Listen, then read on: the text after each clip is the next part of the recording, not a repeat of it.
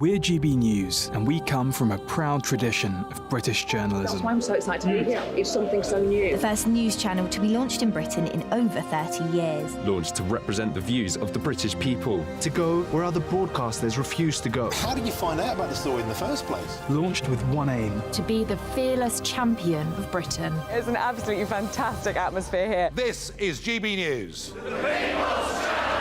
GB News, Britain's news channel. Are the newspapers getting you down? My wife didn't divorce me that month. Struggling to separate the wheat from the chaff? I know that it's a bit of a circus at the best of times. Well, don't worry. Headliners has got you covered. We'll take the burden of reading the day's news, and if we get depressed, who cares? It's an occupational hazard, frankly. That's Headliners on GB News from 11 p.m. till midnight, and the following morning, 5 till 6 a.m. on GB News, the comedy channel. Nah, just kidding. Britain's news channel. Hi there, I'm Michelle Dewberry, and I'm going to take a second to tell you all about my show, Dubes & Co. We start off with the issues of the day. We then bring in both sides of the arguments. We get rid of the disrespect, and then you throw me into the mix. And trust me, I'll tell it exactly how it is. And then, of course, the magic ingredient, you at home. We mix it all together, and what have we got? In my opinion, the best debate show in town. Monday to Friday, 6 till 7 on GB News, Britain's news channel.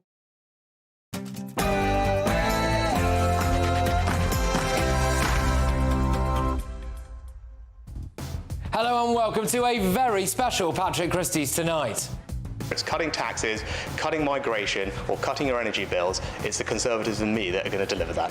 I'm looking forward to the opportunity to speak directly to voters through the debate and to put our case. It's the Leaders' Debate, The Verdict, at 10 p.m.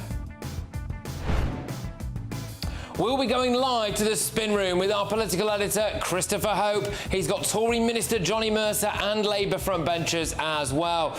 There's plenty more to get stuck into today. We will, on July the 4th, win this seat. A huge crowd turns out for Nigel Farage in Clacton, and then...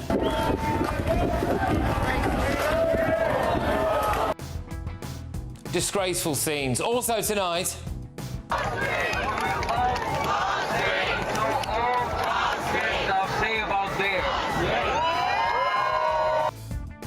It's Labour versus the Tories on gender. Who do you trust to keep women's spaces and kids safe? And just to see my beautiful, lovely, well-behaved 5-year-old change in a matter of weeks was devastating.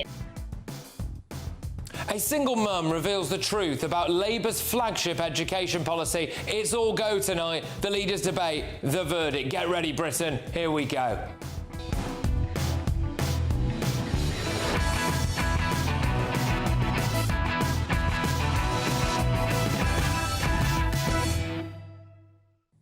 I'm going to spend the first hour of this show watching that Leaders' Debate with our audience, who will be in this studio live at 10 p.m.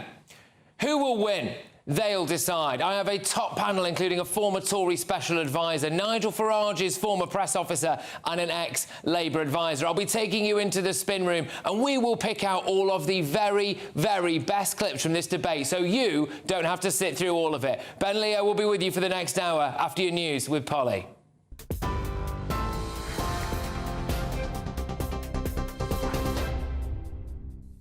Good evening. Well, as you've been hearing, the Prime Minister and the Labour leader are facing off tonight in the first TV debate of the general election campaign. Migration, defence and the cost of living all expected to feature in the head-to-head between Rishi Sunak and Sir Keir Starmer.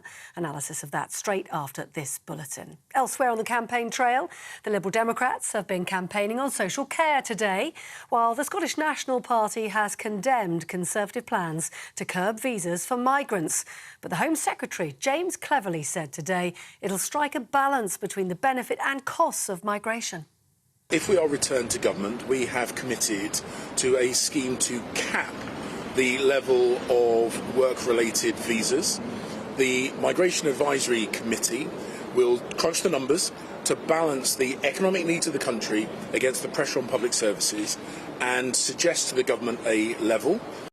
James Cleverley. Meanwhile, GB News recorded more than 200 migrants arriving on UK shores on small boats this morning. 4 vessels made the trip from northern France after 63 people managed to cross yesterday. That takes the total number of illegal migrants who've arrived in the UK so far this year to now more than 10,500. That's up 38% on 2023. Well, the Labour leader, Sir Keir Starmer, blames the Conservatives for the rising numbers. The Conservatives have let immigration get out of control. We've got record numbers of people coming to this country, and they've now said they're going to have a visa cap. They've not said what the number is. They've got a visa cap without a cap. We did have a visa cap before. Rishi Sunak argued to get rid of it, which they did in 2020, and now they're going back to it but without a number. It is utter chaos. Sir Keir Starmer. Meanwhile, a 25-year-old woman's been arrested on suspicion of throwing a milkshake over UK Reform Party leader Nigel Farage. The new leader was leaving a pub in Essex after setting out his goal to effectively take over the Conservatives and potentially put himself in number 10. Party chairman Richard Tice says they'll not be bullied, while the Conservatives and Labour have both called the milkshake incident unacceptable. There's a new world tennis #1 after Novak Djokovic was forced to withdraw from the French Open. Yannick Sinner is now the highest-ranked player after the defending champion had to pull out with a knee injury. He was due to play Norway's Casper Ruud in a repeat of last year's Grand Slam final. The injury that Djokovic now has also puts his place at Wimbledon in doubt. That starts on the 1st of July. That's the news. For the latest stories, do sign up to GB News Alerts. Scan the QR code on your screen or go to gbnews.com/alerts.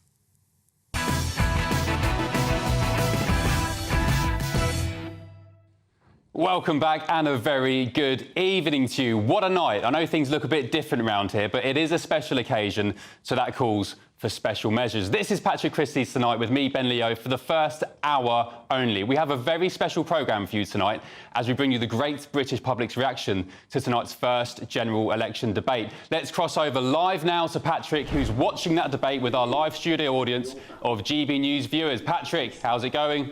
Well, we invited viewers from right across the... Yes, well, you mentioned the great British public, Ben. I'm surrounded by them here. These leaders have just made their opening statement. So Keir Starmer's talking about change. Rishi Sunak's talking about a bold plan. It's a bit like Gogglebox, this. We've got some sandwiches on the go, some cans of Diet Coke, and we've got some crisps as well. Everyone seems to be enjoying themselves so far. Now, the people in this room are going to give their verdict later on. I'm just going to ask a couple of them now. Sir, I'll start with you. What could Rishi Sunak or Keir Starmer say that might swing your vote towards them? I mean, I'm looking for them to both dare to go off script and actually to say things with heart, passion and conviction. If either of them dare do that, then I might change my mind. Oh, OK, so you're looking for a bit of personality, are you? All right. What about yourself? I don't think they can say anything now that's going to make me change my mind. I think everything they say is Westminster, blah, blah, blah. And yesterday at 4 o'clock, I decided who I was going to vote for because I got a clear statement of intent, and nothing they can say now will make me change my mind. OK, all right. And look, what about yourself, sir? Anything that they could possibly say? I'd like to hear some comment about the CHR from Sunak, potentially. I don't think we will, but it'll be interesting to see if he does play that card. OK, all right. Well, look, over the course of this evening, you're going to keep dipping in here. We will check in. We'll bring you the very latest, and at 10 p.m, of course, we will be giving you the people's verdict. Ben, it's back to you. Thanks, Patrick. Some hard-hitting comments already. We're only, 4 minutes into the leaders' debate. Westminster, blah, blah, blah. By the way, save me some of those snacks and drinks, as I'll be in there during the break. But let's get stuck into the latest of today's political roundup, shall we? 2 weeks nearly into this general election campaign, and we're now getting deep into the trenches of political campaigning. Battle buses, party infighting, plenty of policies flying around too. And, of course, today, not forgetting the odd milkshake either. So, today, Sir Keir Starmer was out and about in Manchester, launching Labour's GB energy plans, where he promised to keep the lights on in Britain without relying on Moscow despot Vladimir Putin.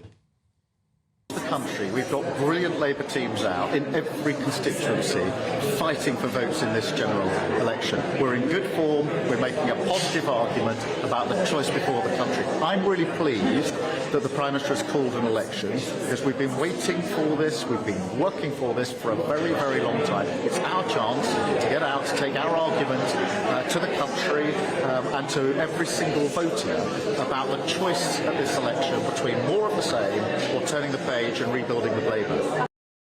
He looks particularly happy, doesn't he, for some reason. Meanwhile, the Conservatives, they announced a new annual cap on migrant visas in a bid to bring down those massive net migration figures. Speaking in Kent, Home Secretary James cleverly didn't rule out leaving the ECHR. As I say, we've already put forward a set of proposals which are having an effect. We are bringing down legal migration. We've got plans to bring it down even further, and we're going to do so in a way that supports the UK economy as well. And meanwhile, Lib Dem leader Sir Ed Davey, he continued his party's string of campaign stunts by literally knocking down a blue Jenga wall to symbolise their intentions to, well, I guess, scoop up Tory strongholds in the south east and coastal seaside towns. But I don't want to put ceiling on our ambition, so let the whole lot go.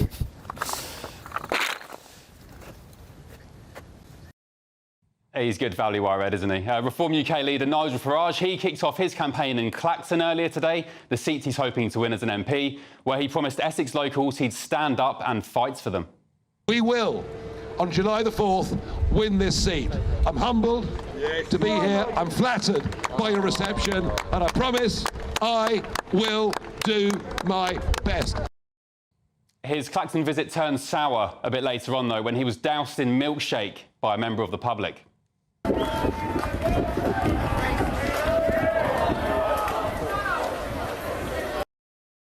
Deary me. Well, look, a 25-year-old woman was arrested for that, but Mr Farage didn't let the incident dampen his day. My milkshake brings all the people to the rally. So that comes as GBNews revealed up to 6 Tory election candidates could switch to Reform UK after Nigel's shock decision to stand as a candidate. Our political editor Christopher Hope revealed earlier tonight that the candidates, at least one, by the way, being a former Conservative MP in the last Parliament, are in a race against time to make up their minds. One told Chopper, "I feel very disillusioned with everything at the moment. They don't understand the impact that the return of Farage is going to have." All parties must submit their nominations for the July 4th general election by 4 p.m. this Friday, this week. So the clock is indeed ticking. But if the defections do come, where does that leave the future of the Conservative Party in the coming years? Let's get the thoughts now of my panel. Columnist and broadcaster Esther Kraku, columnist and political commentator Patrick O'Flynn, and author and broadcaster Amy Nicole Turner. Good evening to you all. Thank you for joining us on this special occasion. Hope you're enjoying the stalls, by the way. It's kind of like... They're great. I'm sure you're all Saturday 5 fans. This is what we do every weekend. Esther, let me start with you. What does the future of the Conservative Party look like? Bearing in mind the polling numbers for Labour and bearing in mind this bombshell exclusive from Christopher Hope tonight about a potential 6 defectors to Reform. Well, I can tell you what I hope it looks like, which is a complete wipeout. Because I don't think the Tories should be rewarded for 14 years of incompetence with actually being able to make any sort of comeback. I think this whole fear-mongering of, oh, Keir Starmer would be worse. Actually, the Labour Party is no longer the boogeyman, and if you were so concerned about Keir Starmer winning a massive majority, they shouldn't have squandered the last 14 years. Conservative voters actually started becoming disillusioned with the Conservative Party sort of back around 2021, not in the last year with Liz Truss and the whole sort of letters debacle and all of that, and that's what they need to make to understand. There's collective amnesia with the Conservative Party, and there's such an incentive entitlement that they feel like we can just scare the public and say, oh, Keir Starmer is so much worse and therefore you deserve our vote. Actually, Keir Starmer will probably do just as bad as the last Conservative government, and good riddance to them. And Patrick, there was some tweets going around today from Tory insiders suggesting that CCHQ had put up candidates, spads, a useless spad in one case, I quote, in rather safe seats. And the criticism was that they've not learnt their lesson from the past couple of years. They just don't get it. They're trying to pack those safe seats with One Nation Tories when arguably some would suggest they need proper right-wingers. Absolutely, and that's one of the most disillusioning things. I think, you know, use the phrase One Nation, which is their preferred moniker, but many of us think of them as No Nation Tories because we will have no nation left if they're the ones steering the main right-of-centre party. I think the Conservatives are in shock after Nigel Farage announced yesterday the volte face and that he was standing in a seat and he was leading. I think the one thing they thought had gone right in this entire period since the election was called was that they caught Nigel on the hop, as he admitted. But I think Nigel's got great antennae. He's sensing a mood out there for something new, something different. And I predict, you know, your audience later on watching that debate between Starmer and Sunak, they may be a little bit underwhelmed. So I would personally be surprised if 6 Tories at this late stage jump to Reform, and I think Reform has to be very careful not to reward bandwagon jumpers, because a lot of people will ask, you know, why are we dumping our candidates for people who can just see the winds blowing against them? So I think they need to look out for that. One person was saying today online, a couple of people actually, some Tory insiders, suggesting that if there were going to be defections to Reform, Reform should make sure they are proper Conservatives and not kind of the so-called wets. Yeah, don't get caught like Labour was with Natalie Elphicke of choosing someone who's got absolutely nothing in common with your agenda. If things play out as the polls suggest, Nigel's staying with Reform for 5 years, he says, how do the Tories rebuild themselves? What does their future look like? I think they've got 2 options, haven't they? They're obviously going to be teeny, tiny, but the question is, are they going to go back to the one nation conservatism that has actually served them pretty well, or are they going to move further to the right? And what I think will happen is if Keir Starmer pulls off the next 5 years, because let's face it, that's our next Prime Minister, then the opposition won't win. Keir Starmer will have another term. If Keir Starmer messes things up, then we could be looking at the real opposition being more with the Reform-type right wing of the Conservatives. And I actually think the Conservatives, as they are now, they'll be obliterated, and it will be the opposition will be Reform, really. But I welcome it, because it's good to have a strong opposition. Keir Starmer can take it, and it's nice to see... Well, and the Conservatives have become a toxic brand, right? I mean, every generation kind of identifies or has some sort of link with the party. So, you know, people in the 80s remember Thatcher, people in the 90s remember John Major.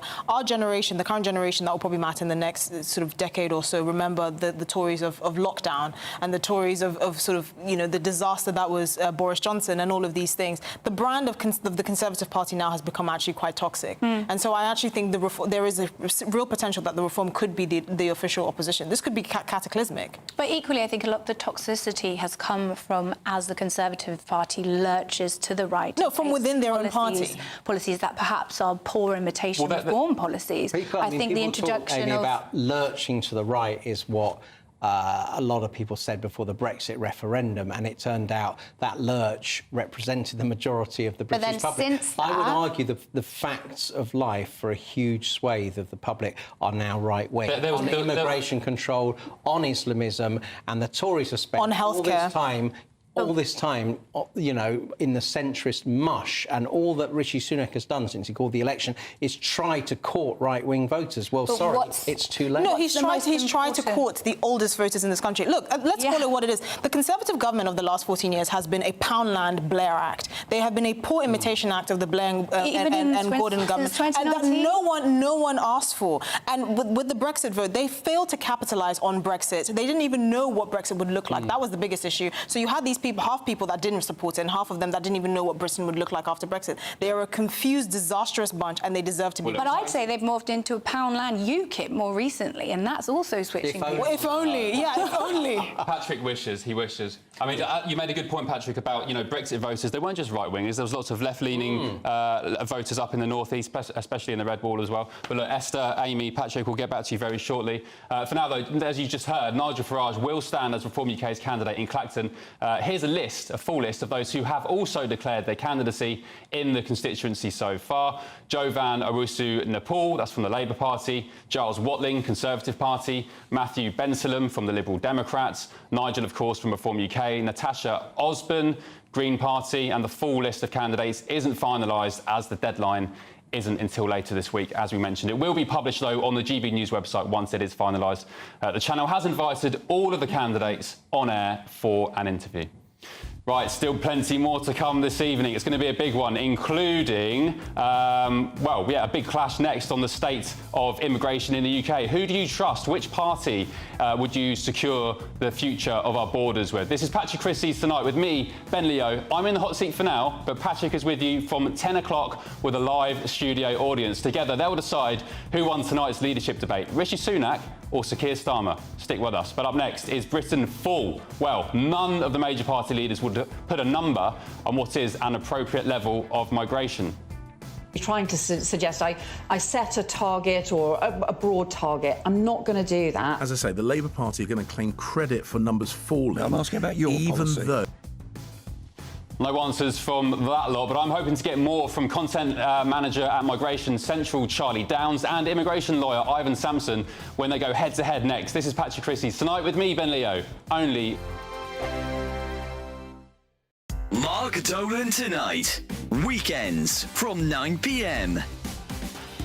England's new patron saint, Gary Lineker, a man holier and more virtuous than Mother Teresa and Gandhi combined, strikes again.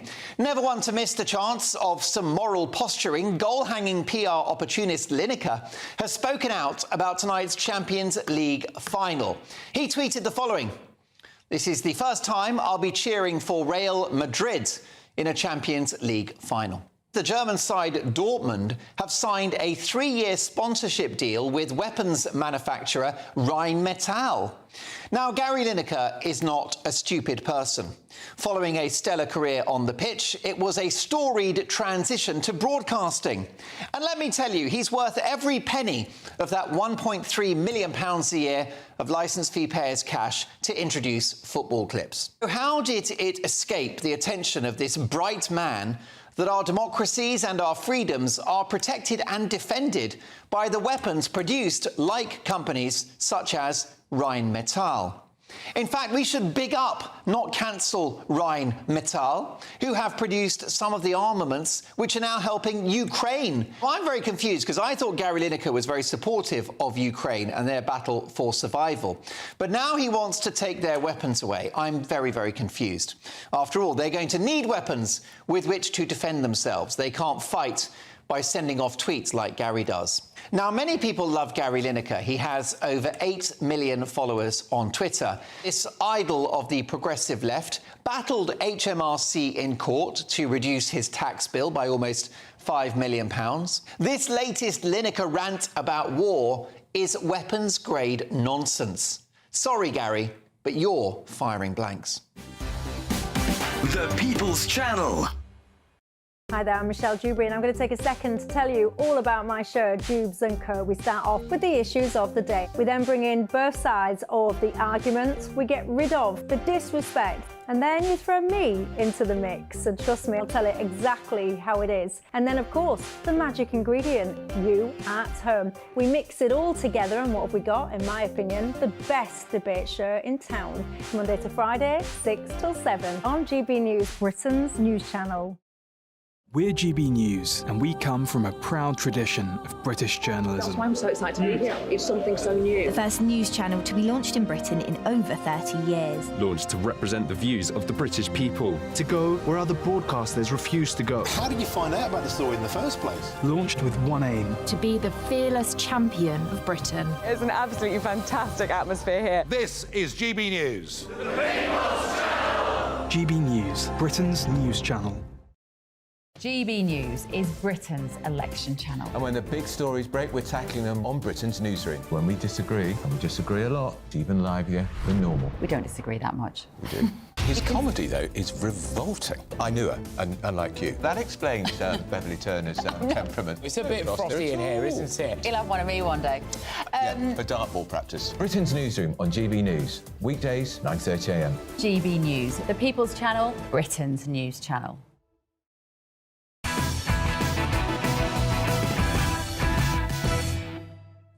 Welcome back. This is Patrick Christys tonight with me, Ben Leo, only on GB News. Let's cross immediately over to Patrick, who's been watching the general election leaders debate with our live studio audience. Patrick, is anyone on top? Yeah, look, this is absolutely fascinating. And let me just remind you that we are watching this all together so that you at home don't have to. Make sure that you keep it GB News 9 till 10. And then this room full of wonderful people, we're going to steam straight into it when they finish. Some interesting stuff so far. They've gone a bit on the economy. There was a bit of back and forth about tax. Health is really interesting. You will not believe one of the things that Keir Starmer's just come out with about private healthcare, by the way. So stay tuned for that. We'll be clipping all of this up. We'll be pumping it out to you. There's been a couple of boos from the crowd. There's been a couple of cheers, but the people I care about are in this room. Sir, who is performing best so far for you? I think Keir's just edging it. It's if I was to give a percentage, it's 51-49. It is really close. Brexit territory, that. Sorry, no, but I think in some of the things that he said, I think he's appealed to the audience's better nature and better judgment, and he's really gone in the offensive. OK, we've got a fan of Keir Starmer in a way here. Yourself, sir, go on. Rishi Sunak for me at the time, for the time being, yeah. Especially the NHS. Yeah, he's he's given a stronger performance so far anyway, overall. But the debate so far for me has been quite entertaining. Yeah, okay. That's how I put it. Lovely stuff. Yeah. All right, well, it means that we've got plenty to go after. Who else can I ask? Now, I'm gonna go rogue here. Who's winning it for you, sir? I think Rishi Sunak. He seems more on top of the details, and he really sort of wraps Keir Starmer up with odds, asking him that question there about, what would you do? And it was a very bizarre answer that he was so opposed to private health that he would let his own family members suffer. I just thought that was baffling, really. So I would say Rishi Sunak's up. Look, one of the great things I'm going to show you later is that clearly these two men have started to take a serious dislike to each other. It's back to you, Ben. Good stuff. Thanks, Patrick. Right, back to the show. It's time now for our head-to-head.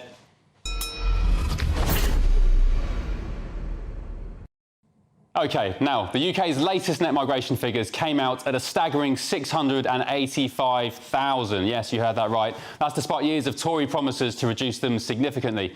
And with immigration expected to be a key election issue in the coming weeks, Britain's political leaders have been setting out their policies with some glaringly obvious omissions.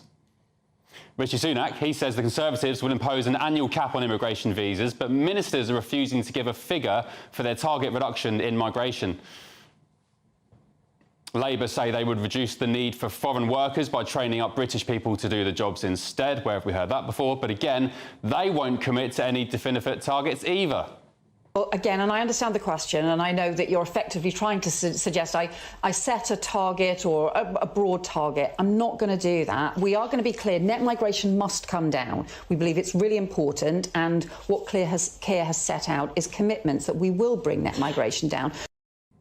Meanwhile, Reform UK wants to aim for zero net migration, meaning we'd only allow as many people into the country as were leaving in the same period. And the Lib Dems, they plan to scrap the Rwanda plan. There's Ed Davey coming off his paddleboard. They want to scrap the Rwanda plan to provide more safe and legal routes for refugees, lift the ban on asylum seekers working in the UK, and shift Home Office powers over work visas, overseas students and asylum to other government departments. So tonight I'm asking, as party leaders refuse to put a number on appropriate levels of immigration, is Britain full? Let me know your thoughts by heading to gbnews.com/your-say or tweet me at gbnews, and while you're there, why not vote in the poll? Results coming very, very shortly. But first, going head-to-head on this are content lead at Migration Central, Charlie Downs, and immigration lawyer Ivan Sampson. Good evening to you both. Thank you for joining us on this momentous evening. Charlie, is Britain full? There is no other answer to this question. Of course it is. Of course Britain is full. Our public services are grinding to a halt. People can't get spaces in schools for their children. The roads are clogged up and full of potholes. Public transport, the same story. Of course Britain is full. In the 20th century, Britain had a population of about 50 million, between 50 and 60 million. And in the post-war period, most of our infrastructure that we rely on today was built to sustain about that many people. Today, we have, estimates vary, but we have about 70 million in the country. So we're well beyond what our infrastructure was built to sustain. So, yes, of course, Britain. But Charlie, you think that figure of 70-odd million is far too low, don't you? You think there's plenty of uncounted bodies in the UK? There's much to say on this subject. So 70 million or thereabouts is the official Office for National Statistics estimate. Now, in 2007, it was predicted by certain supermarkets that the population could be as high as 77 million. Now, this was 2007. And the supermarkets are a relatively reliable source for this kind of information because, of course, they know how much food is being consumed. And their estimates, as I say, were more in the vicinity of 80 million. So if that was 2007, you know, we can only wonder what it is today. We don't know. The point is, we don't know what the population of the United Kingdom is. Ivan, the supermarkets and their insurers, they've done some quite significant work on this, as Charlie suggested. They reckon Britain is full. Do you agree with that? Are you happy to go along with it? No, not at all. Look, we don't have enough workers.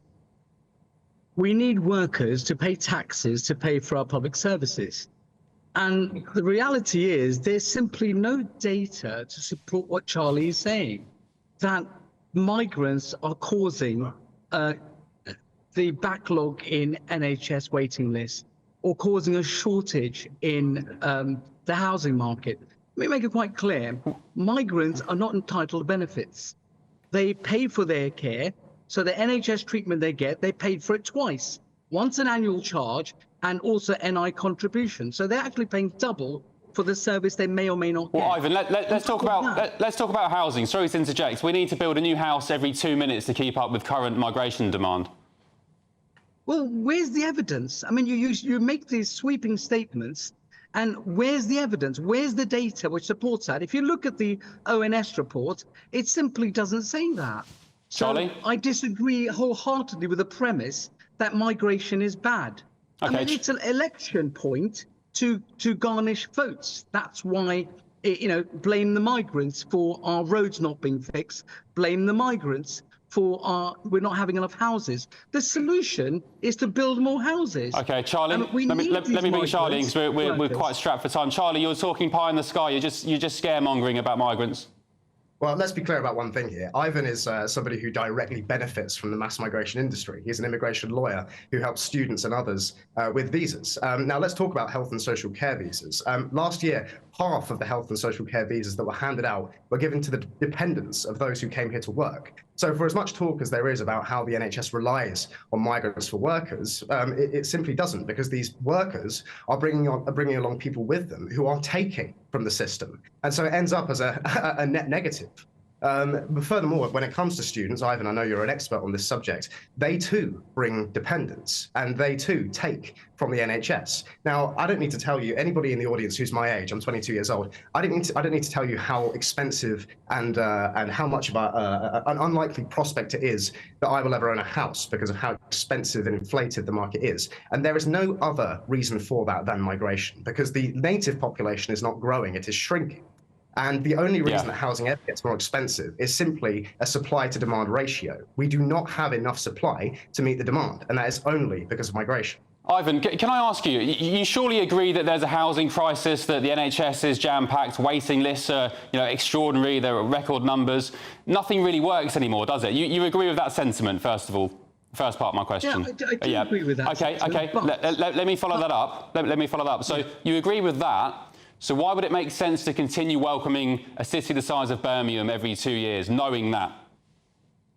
Because these migrants are paying taxes which are paying for our public services. The reality is that we are bringing skilled workers into this country because we don't have enough. I'm all for settled workers, British people and those with settled status to have British jobs. I'm all for that. Ivan, what data are you basing the notion that migrants contribute in their taxes on? If you don't interrupt me, Charlie, I'm all for that. However, that's a long-term plan. I work with companies from various sectors, airlines, sports companies, fashion companies, and the CEOs tell me the same thing, that they'd rather recruit British workers. They can't find them. So what do you want them to do? Not recruit them? Charlie, very briefly, we're running out of time. 20 seconds. Last word to you. Look, I think this conversation is done with. Again, I would encourage viewers to look into Ivan's background and understand that he's somebody who directly benefits from the kind of mass migration that we've had to this country for the last 30 years. Now, the contributions of migrants to taxes it's well known that they are not as high as we are told they are. The Office for Budget Responsibility has massively overstated the contribution of migrants to the tune of billions. Okay. You know, I think that's all that needs to be said. All right, thank you both for joining us this evening. Very much appreciated for your time. That's content lead at Migration Central, Charlie Downs, and immigration lawyer, Ivan Sampson. Let us know what you think, gbnews.com/your say. Get on Twitter as well. Coming up tonight, GB News continues our special election coverage as a live studio audience. You've already seen them. They're in the room behind me, sinking cans of pop, grabbing their crisps and chocky, whilst Keir Starmer and Rishi Sunak go head-to-head. We're going to go back to them and get their thoughts, and they'll be in this studio with Patrick from 10 o'clock, finding out who they think won the first leaders' debate, Rishi Sunak or Sir Keir Starmer. Before that, the Tories, though, they're seeking to rewrite equality laws to define sex as biological. But John Swinney and the SNP are saying that up in Scotland, it should be up to them to decide. But can they be trusted to keep women safe in the trans debate? My panel return to thrash that one out next. This is Patrick Christys tonight with me, Ben Leo, only on GB News. Stick with us. Hello, good evening. Welcome to your latest GB News weather update. Some rain to come for parts of the southeast and the far northwest, but otherwise clear skies will develop this evening, and it's going to be a cold night. That's because this cold front is pushing south and eastwards through the rest of the evening, and behind it we've got much colder air arriving and clearer skies as well. So some rain at first this evening across the southeast, but it will turn much drier through the night. And I think most of us will see a dry and clear night away from the far northwest, where frequent, quite heavy showers will continue to push in through the night. It's going to be a much fresher start to the day tomorrow. We could be down into the low single figures rurally and the higher single figures for many towns and cities. But there will be a fair amount of sunshine around, particularly across eastern areas. So eastern Scotland could see a bright start to the day, but across the west there's a big difference across Scotland. Some frequent, very heavy, possibly thundery showers. There's a risk of some hail, possibly some hill snow across Scotland as well. Showers will continue to push into parts of northwest England, North Wales as well, but the further south and east you are, the more likely you are to stay dry through Wednesday. And I think it will stay fairly bright, particularly across the south coast into eastern areas of England as well through the day. There is a risk of the odd shower developing into more central areas of Wales, parts of the Midlands possibly by the afternoon, but it's really northern areas that will see the most frequent showers through Wednesday. But for most of us, it's going to be a much cooler day. Temperatures only reaching 11 or 12 degrees across northern areas, 16 or 17 across the south. It will still feel fairly pleasant in the sunshine across the south, but for many of us, a cold northwesterly breeze, and that will continue as we head into Thursday as well. Another very similar day, a fresh start with showers moving in from the north and west, staying much drier though across the south and the east. Still showers to come for northern areas on Friday, but by Saturday it looks much drier and brighter and a little bit warmer. This is GB News and we are Britain's election channel. This vote may seem to be about the politicians in the media, but actually it's about you. And we won't forget that. Join us up and down the country as we follow every moment together. More than ever, it's important to hear all sides as you make your decision ahead of polling day. We're here for you. This is GB News, the People's Channel, Britain's election channel. I'm Christopher Hope. From pop stars to politicians, I'll interview anybody in a pub who's got a political opinion. Join me every Friday on Spotify, Apple Podcasts, YouTube or gbnews.com, or wherever you get your podcasts. GB News, Britain's election channel. I'm Mark Dolan and this is GB News, the People's Channel, Britain's news channel. Weekdays on GB News. Wake up to breakfast every day from 6 a.m. Followed by Britain's newsroom at 9:30. At noon, it's Good Afternoon Britain. Followed by Martin Daubney from 3 p.m. Only on GB News, the People's Channel, Britain's news channel. I'm Michael Portillo. This is GB News, the People's Channel, Britain's news channel.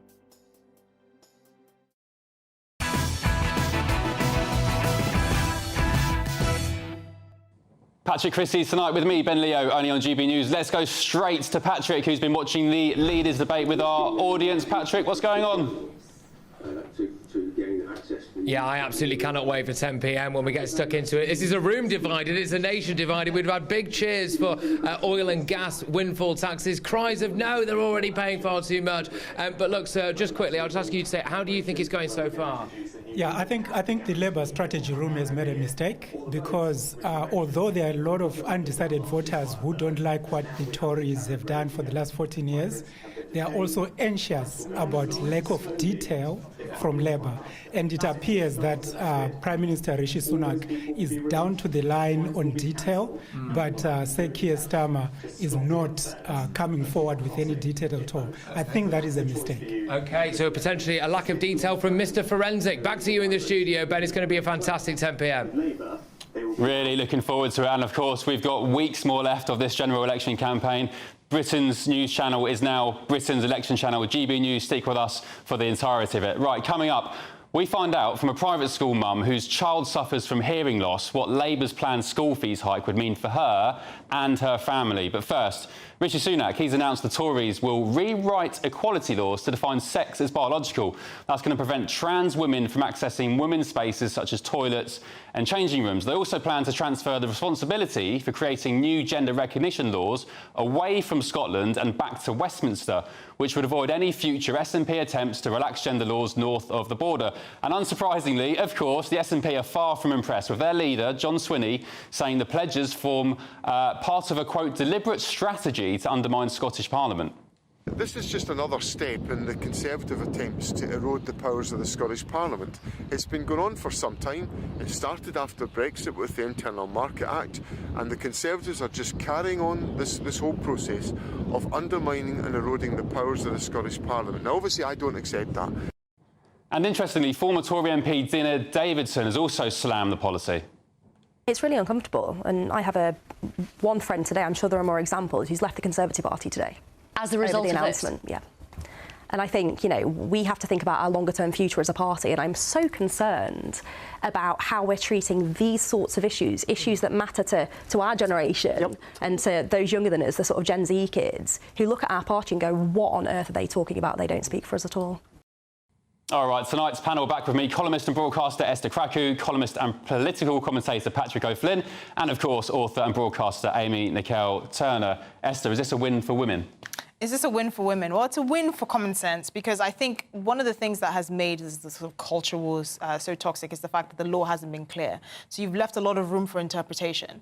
I think, yes, obviously sex is biological, but I think when it comes to the SNP and the fact that they're anger with this, I think the broader point with regards to the SNP is the fact that actually devolution needs to be reviewed, because devolution turns 25 years this September. Not many people know that. But this constant battle between sort of the SNP and Westminster over how far they can reach can actually be solved if we look at the way devolution has been done. So you support less powers for Scotland? No, I support a review of devolution. What does that mean, though? What does it look like? Well, I think what is a better power-sharing model, not just between Westminster and Scotland, but also within Scotland. I think the way that the Scottish Parliament works right now is completely skewed, and it's completely undemocratic. And I think it actually needs to be tackled. I think the way that Scotland had separate COVID policy from the rest of England, and how Wales had their own COVID policy, it doesn't work. That's not how a union is supposed to operate. Yeah, it might be argued that Nicola Sturgeon had something to do with that for the balmy COVID policies. Amy Nicole-Turner, you support the safety of women in safe spaces, in toilets, in changing rooms. They should be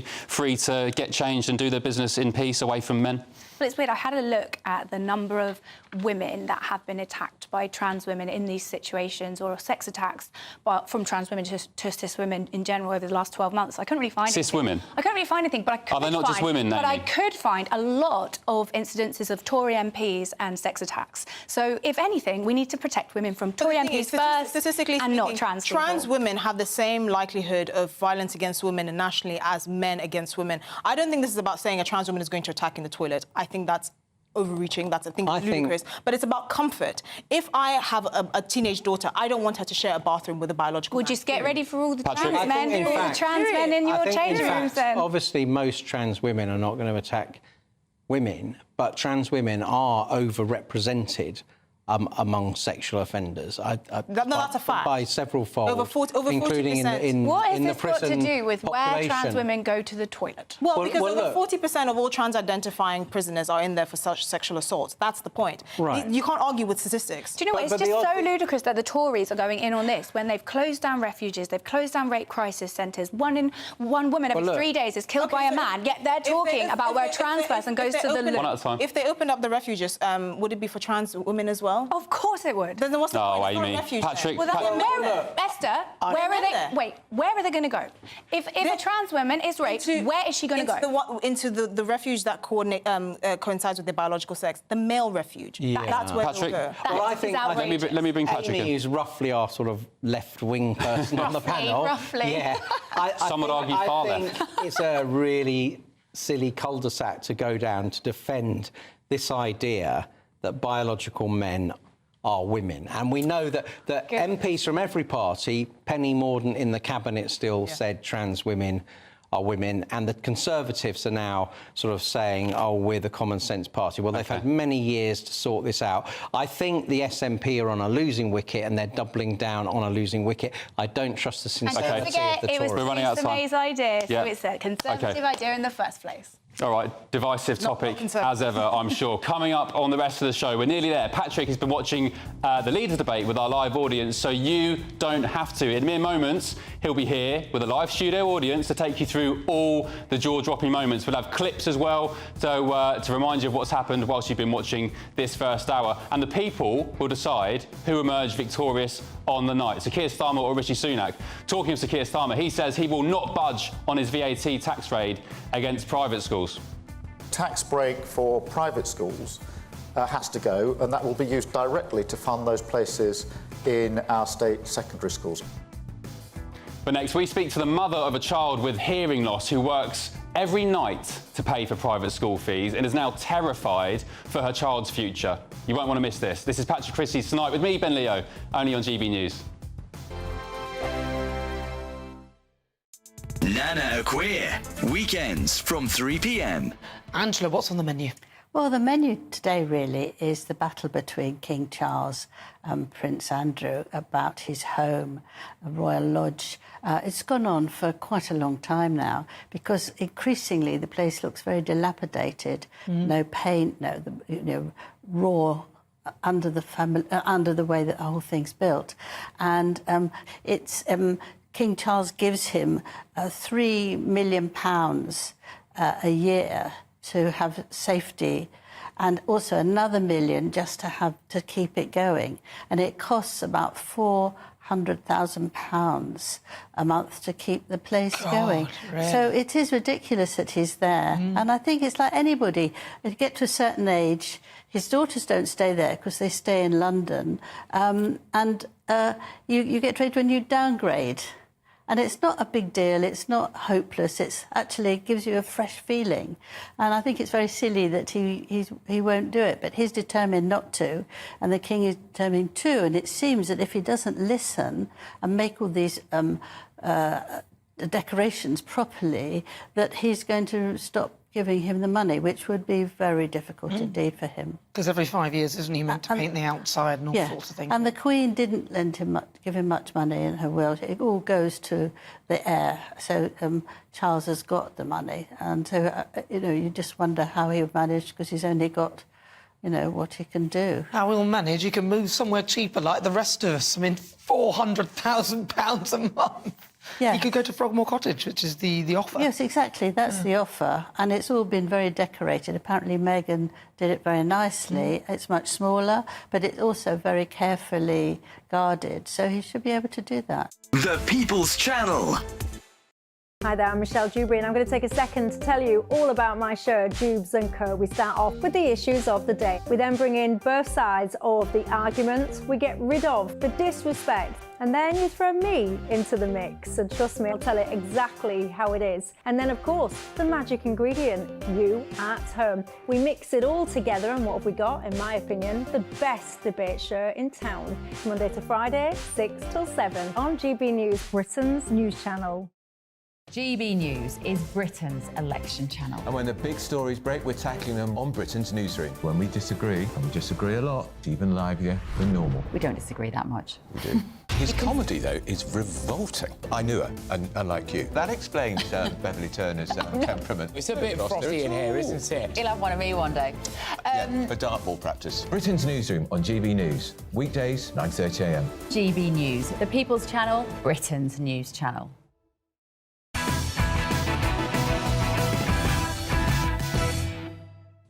Patrick Christys tonight with me, Ben Leo, only on GB News. Let's cross over to Patrick now, who's been watching the leaders' debate. What's the latest, Patrick? Supported alongside me Israel's right to defend it. Look, this has been absolutely fantastic. Like I said before, a bit like Gogglebox, sandwiches on the go, a few cans of Coke and some crisps, and a room full of people absolutely engrossed in this leadership debate. It's had it all. These two men obviously do not like each other very much. They've moved on to the ECHR. Rishi Sunak basically saying that he would pull out of it if needed. We have yet to see that. Keir Starmer saying that he absolutely wouldn't. There's been a bit more on immigration as well. They're now talking about Gaza, which is interesting to watch Keir Starmer squirm a little bit on that.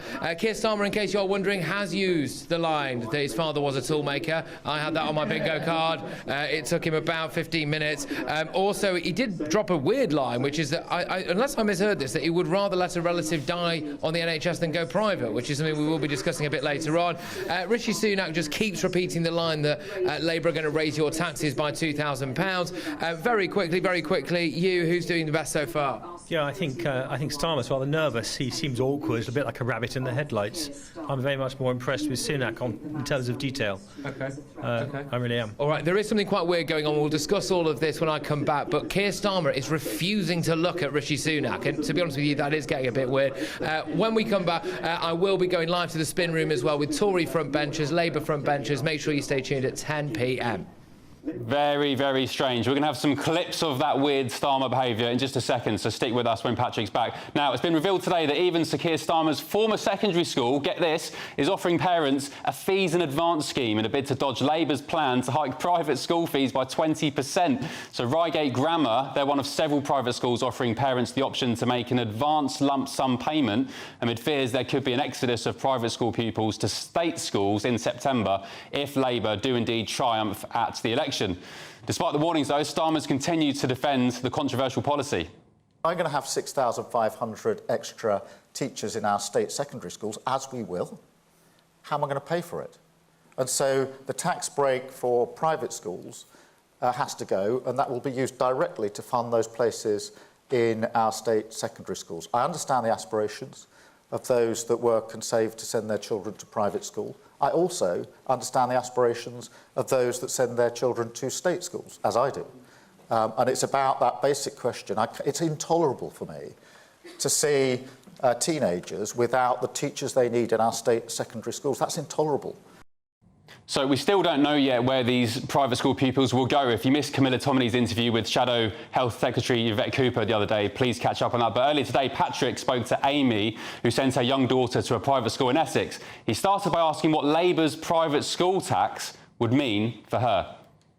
As a single parent to a child with SEN, special educational needs, I have felt no choice but to send my child to an independent school, and this VAT increase in fees would have a massively detrimental impact on me as a mum who has to work additional hours to try and afford to pay for my child to go to that school. So yeah, it would have a massively detrimental impact on both of us, really, myself and my child. Could you just explain your child's situation to us a little bit, please, just so we can kind of understand what's actually going on for you? Yeah, so I have a 6-year-old daughter.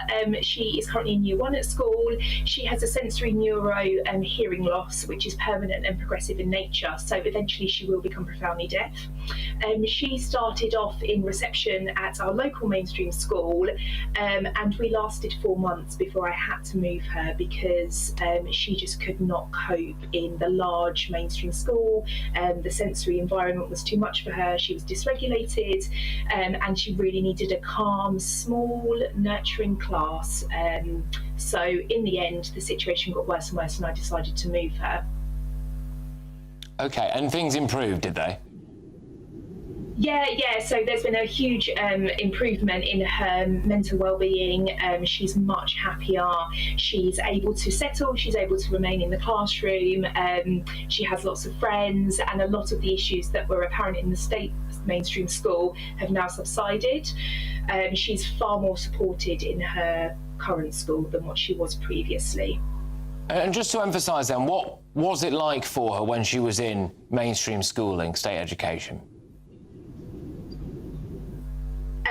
It was horrendous. It was horrendous to see my beautiful, lovely, well-behaved 5-year-old change in a matter of weeks. Was devastating, and I had all sorts of things thrown at me. Oh, maybe she's behaving like this because you're a single parent, and maybe it's because her father passed away. And it was like, actually, no, her needs just aren't being met as a SEND child.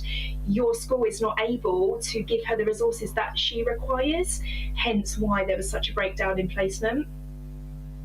Gosh, well, I'm very sorry that you both had to go through all of that. When I speak to Labour politicians and I ask them about people exactly like your daughter, they say to me, well, these children already have some kind of funding plan in place, so it won't really impact them. Is that true? I'm laughing because that is so far from the truth.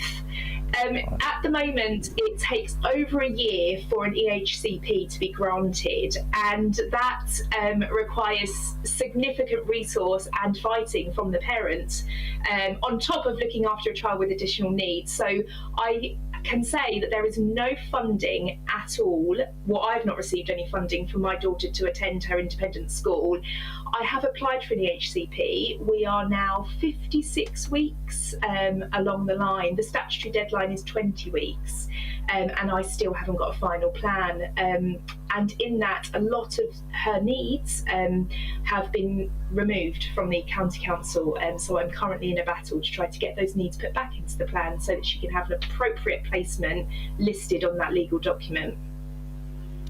Gosh, I mean, that's absolutely horrendous, really, to have to hear all of that. So just to explain as well, because there is another trope, I think, about private schools, that everybody who sends their children to private school has got a load of money and it's some kind of elitist privilege thing. I know that we've explained your daughter's circumstances a bit there, but what lengths are you going to try to be able to afford that private education at the moment? Yeah, so I don't have loads of money, so I am a freelance interpreter myself. I always used to work 9 till 5, Monday to Friday. However, since sending her to the school, for me to be able to pay my fees, I work 3 additional evenings a week. So I put her to bed at 7, I log on at 7:30, and I work until 12 o'clock at night. 3 times a week to be able to have the funds to pay her fees. Gosh, OK. I mean, that is an absolutely remarkable thing that you're doing there, and I suppose it is a testament to a mother's love, isn't it, really? It must be bringing you a bit of anxiety, what's happening now. The fact is, the polls indicate that we probably are going to get a Labour government in a few weeks' time, and they are absolutely adamant. They have said that on day one, they are going to be hiking up the VAT. So, conceivably, in about 4 and a bit weeks' time, you and your daughter's life might change. Would you like to give a little message, maybe, to Keir Starmer now? What would that be? I just hope that you really consider this, particularly for the children, the SEND children who are in independent schools. You're not going to save money because their needs are going to need to be met in a state school that's going to require even more funding than in an independent school. Like, please reconsider it for these children. OK, well, can I just say a massive thank you for coming on and for making the time for us today here for my show. And I do very much wish you and your daughter all the best. And I know that all of our viewers and listeners will as well. That warm feeling inside from Boxed Boilers, sponsors of weather on GB News. Hello, good evening. Welcome to your latest GB News weather update. Some rain to come. parts of the southeast and the far northwest, but otherwise clear skies will develop this evening, and it's going to be a cold night. That's because this cold front is pushing south and eastwards through the rest of the evening, and behind it we've got much colder air arriving and clearer skies as well. So some rain at first this evening across the southeast, but it will turn much drier through the night. And I think most of us will see a dry and clear night away from the far northwest, where frequent, quite heavy showers will continue to push in through the night. It's going to be a much fresher start to the day tomorrow. We could be down into the low single figures rurally and the higher single figures for many towns and cities. But there will be a fair amount of sunshine around, particularly across eastern areas. So eastern Scotland could see a bright start to the day, but across the west there's a big difference across Scotland. Some frequent, very heavy, possibly thundery showers. There's a risk of some hail, possibly some hill snow across Scotland as well. Showers will continue to push into parts of northwest England, North Wales as well, but the further south and east you are, the more likely you are to stay dry through Wednesday. And I think it will stay fairly bright, particularly across the south coast into eastern areas of England as well through the day. There is a risk of the odd shower developing into more central areas of Wales, parts of the Midlands possibly by the afternoon, but it's really northern areas that will see the most frequent showers through Wednesday. But for most of us, it's going to be a much cooler day. Temperatures only reaching 11 or 12 degrees across northern areas, 16 or 17 across the south. It will still feel fairly pleasant in the sunshine across the south, but for many of us, a cold northwesterly breeze, and that will continue as we head into Thursday as well. Another very similar day, a fresh start with showers moving in from the north and west, staying much drier though across the south and the east. Still showers to come for northern areas on Friday, but by Saturday it looks much drier and brighter and a little bit warmer. Looks like things are heating up. Boxed Boilers, sponsors of weather on GB News.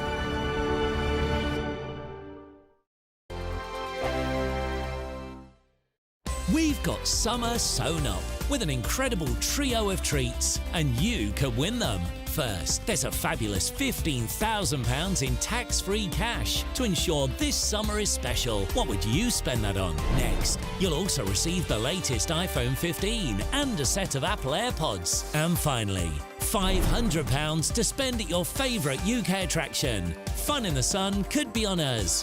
For a chance to win the iPhone, treats and £15,000 cash, text prize to 63232. Text costs £2 plus one standard network rate message, or post your name and number to GB06 PO Box 8690 Derby DE1 9TT. UK only. Entrance must be 18 or over. Lines close at 5 p.m. on the 28th of June. Full terms and privacy notice at gbnews.com/win. Please check the closing time if listening or watching on demand. Good luck. This is GB News, and we are Britain's election channel. This vote may seem to be about the politicians and the media, but it's actually about you. We won't forget that. Join us up and down the country as we follow every moment together. More than ever, it's important to hear all sides as you make your decision in the run-up to polling day. This is GB News, the People's Channel. Britain's election channel.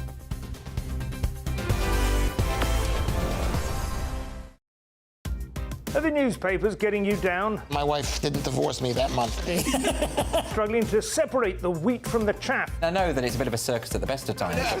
Well, don't worry. Headliners has got you covered. We'll take the burden of reading the day's news, and if we get depressed, who cares? It's an occupational hazard, frankly. That's Headliners on GB News from 11 p.m. till midnight, and the following morning, 5 till 6 a.m. on GB News, the comedy channel. Nah, just kidding. Britain's news channel.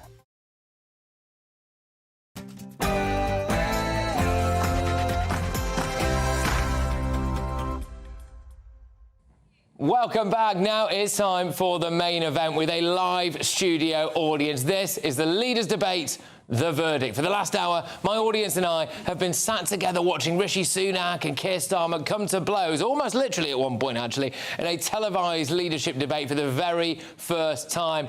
And this is a flavour of how it all went down. I have ambition for our country and have a practical plan to deliver it. I've changed the Labour Party and put it back in the service of working people. I'll cut your taxes, protect your pension, and reduce immigration. Wait, 7.2 million, they're now 7.5 million. He says they're coming down, and this is the guy who says he's good at maths. Yeah, they are now coming down. But this government has lost control. Liz Truss crashed the economy. So, as ever, you say one thing here, but your track record says something completely different, and you can't be trusted to tackle immigration. Okay. We will get rid of the tax break on private schools to pay for it. That's a tough choice. I do understand that. It's a tough choice. OK, so who came out on top? My panel are bound to be split on this because joining me this evening are columnist and political commentator Patrick O'Flynn. I've also got former Tory party special advisor Lauren McEvett and former Labour Party advisor Matthew Larzer. But, of course, the main event, really, is the people that you are seeing sitting right in front of me as well, who I have had the honour and the privilege of sitting in a quite stuffy room, actually, it must be said, whilst we shared some sandwiches and watched. I would like to start with a little show of hands, if that's OK. So, who do you think won that leadership debate? Let's start with Sir Keir Starmer. So, if we can have a little show of hands on that. One bloke thought that, OK, all right, OK. Rishi Sunak. Right, and there's a couple of... Oh, now this is interesting, because there's a couple of chaps on the front row here who you presumably just didn't think that anybody won. He did mention something to me whilst we were watching it earlier, that every time Rishi Sunak opens his mouth, you think he's lying. So we'll get the microphone over to him very, very shortly. Now, what I will say to you as well is that very shortly we're going to be going to what's called the spin room, OK, for some of that live reaction with our GB News political editor, Christopher Hope. He's right in amongst it, and over the course of this hour, fingers crossed, what we're hoping to get is him with Johnny Mercer as well, who is a Tory minister. Wes Streeting, we think we might be getting, and Jonathan Ashworth, and a couple of others. So we're going to be getting our audience members putting some questions to my wonderful panel. I will just start with our panel right now whilst we wait for Christopher Hope to zhuzh up and show us what's going on behind the curtain. Patrick, I'll start from you there. Who do you think won that debate? Well, you know, I've only seen bits and bobs and clips, but the consensus, I think, on the media side is that Sunak performed more strongly, but I think, obviously, he's 20 points behind in the polls. He was more hyped for it. Keir Starmer's, you know, he's not Ron Paul of the Bailey. For a barrister, he's quite wooden, isn't he? And it was a very cautious performance, so I gather from what I've seen. OK, all right. Now, Matthew, go on, I'll let you come back to that. So I think it was actually a score draw in the end. I think that Starmer was a little bit underpowered and Rishi was a little bit overpowered. He got a little bit hyper, like some, you know, sixth former in the debating society, constantly talking over Keir. So I think when you look at the clips that will be doing the rounds on social media, Keir will come across a lot better, which is crucial because millions more people will see those than watch the whole thing. Keir will come across a lot better and a lot calmer. But, you know, Rishi certainly had a strong debating performance, and I think for the next one, Keir will have to pep his performance. All right, now I'm going to go to Lauren, but I will just ask if we could get a microphone to this chap in the front row here, right in front of me, this side here, and I'll come to you first, sir. But, Lauren, what was your initial verdict? To be honest, I think the big winner of the ITV leaders debate is actually the BBC. This was a really, really, really bad format. They clearly didn't have lights in front of them telling them how long they had. They clearly didn't have any kind of structured involvement in you know, this is my structured answer, here's my rebuttal time that I get to have, and Julie completely lost control of the room, which meant that both of them looked pretty bad for quite a lot of that hour. Yeah. OK, well, if you want to see someone who loses control of a room, ladies and gentlemen, your invite's going to be coming you're with the master tonight, let me tell you that much. Now, we've played a couple of clips for you already. I know that we're going to play a couple more clips for you very, very shortly of some of the highlights of that debate, but I'm going to go to my man here on the front row. Now, there was a lot said tonight. What was the standout moment for you? Is there a particular question you would like to ask this panel? We've got Labour, we've got Tory, and someone who I hope he doesn't mind me saying is probably Reform, yeah? There or thereabouts. Well, I've certainly had flirted with it in the past. Right, OK, all right, that'll do. Come on, so what would you like to say? So I'd like to say to the Labour advisor, one thing that I disagreed with was I think Rishi Sunak dominated. I don't necessarily think he was trying to interrupt, but he was far more on the details, and there seems to be a running theme in Labour at the moment that, you know, the erudite Camilla Tominey absolutely eviscerated the shadow cabinet minister on the Labour's VAT policy. So no one seems to be able to answer the second and third round impacts of the disasters that's going to happen as a result of the policy. Yeah, let me come in on that, add to that. Rishi Sunak's line tonight, Starmer's going to raise your taxes by £2,000. How many times did we hear that? £2,000, £2,000, £2,000. Go on. And I don't think the rebuttal was strong enough. I mean, Labour is not going to raise everybody's taxes by £2,000. Keir was absolutely right. We've got the highest taxes in 70 years, but I'm not sure he was strong enough in getting that point across in a clear enough way. So I think that was probably the weakness from Keir's performance. OK, because that was how they opened up this debate. That was on the economy, all right, and they were talking about who is basically going to cost you more money. You didn't particularly like what you heard from the Labour Party there. I don't know, what did you make of that? Who won the battle for the economy? Because Keir Starmer's clap back was, well, the Tories have raised tax 27 times. Yeah, and it's a strong clapback. There's a lot of people who are feeling a lot less well off now than they were before the pandemic. I think the line that the pandemic hit the world, the pandemic hit all the parties, all the nations, is true, but it's very hard to remember that when you're feeling a lot poorer than you were maybe 5 years ago and you're going into a voting booth. So it's a very sticky wicket for Rishi to try and get off there. But the £2,000 line really does resonate, and I think that will be clipped and will come across. And I don't think that Starmer had a good enough answer to it, other than, well, you essentially bribed Treasury officials to come up with that line yourself. Yeah. I don't think that that's a good reflection of how he's going to treat the Treasury when he's there. Now, Patrick, I hope you don't feel left out. When I come back into the room, though, I would love to have a microphone on this front row here, so we will get to them, because there was a lot of guffawing and chatting in the room there. But before all of that, Christopher Hope, our political editor, is in the spin room for us. There he is, the man himself. He's going to pull back the curtain as our politicians desperately try to say who won and who lost and all of this stuff. So, Christopher, it is over to you, my good man. Thank you, Patrick. With me now is Johnny Mercer, the Tory MP, Tory candidate and now Minister. Johnny Mercer, who won? I think just go and watch it, right? Go and watch it. If you want to see who should be the next Prime Minister, it is so clear, it's night and day. You know, Starmer stands there, right? If you listen to what he actually says, he says nothing at all, right? So he says he's sorry, he has platitudes, he has no idea what he's actually going to do. And that is critical. This is not a game, right? This is serious stuff about being Prime Minister. And, you know, you can berate Sunak and so on for having ideas, that's fine, but at least he's got a plan, and we need to stick to the plan and get through difficult times. Keir Starmer landed a blow, didn't he, on your boss, Rishi Sunak, when he said there's a pattern of behaviour, of failure of your government, rising NHS waiting lists, rising illegal small boats crossings. He's right, isn't he? Your government keeps failing on its own measurable targets. I don't think it keeps failing, Chris, because these things are not black and white, right? So if you actually look at small boat crossings, for example, to other countries, they're going up and up, aren't they? They've actually gone down by a third this year. So it's okay sort of coming out the platitude, we're going to smash the criminal gangs, right? What does that actually mean? It's like saying, I'm going to smash the gym. It means nothing, right? It's childish stuff. He's come up with clear plans, you know, returns agreements and things like that, that are having an effect, right? And politics is difficult. Being in government is difficult. Being part of a broad church is difficult. If you've been in government 14 years, not everything's going to go perfectly right. But you've got a really clear choice here between someone who clearly has a plan, who's been in this job and has a record of things like reducing illegal migration like he has this year, versus someone who literally, you know, wants to go into a returns agreement. If you believe in things like controlling migration, if you don't want to pay more tax, okay, you have one clear option to focus on, because it's what you believe in.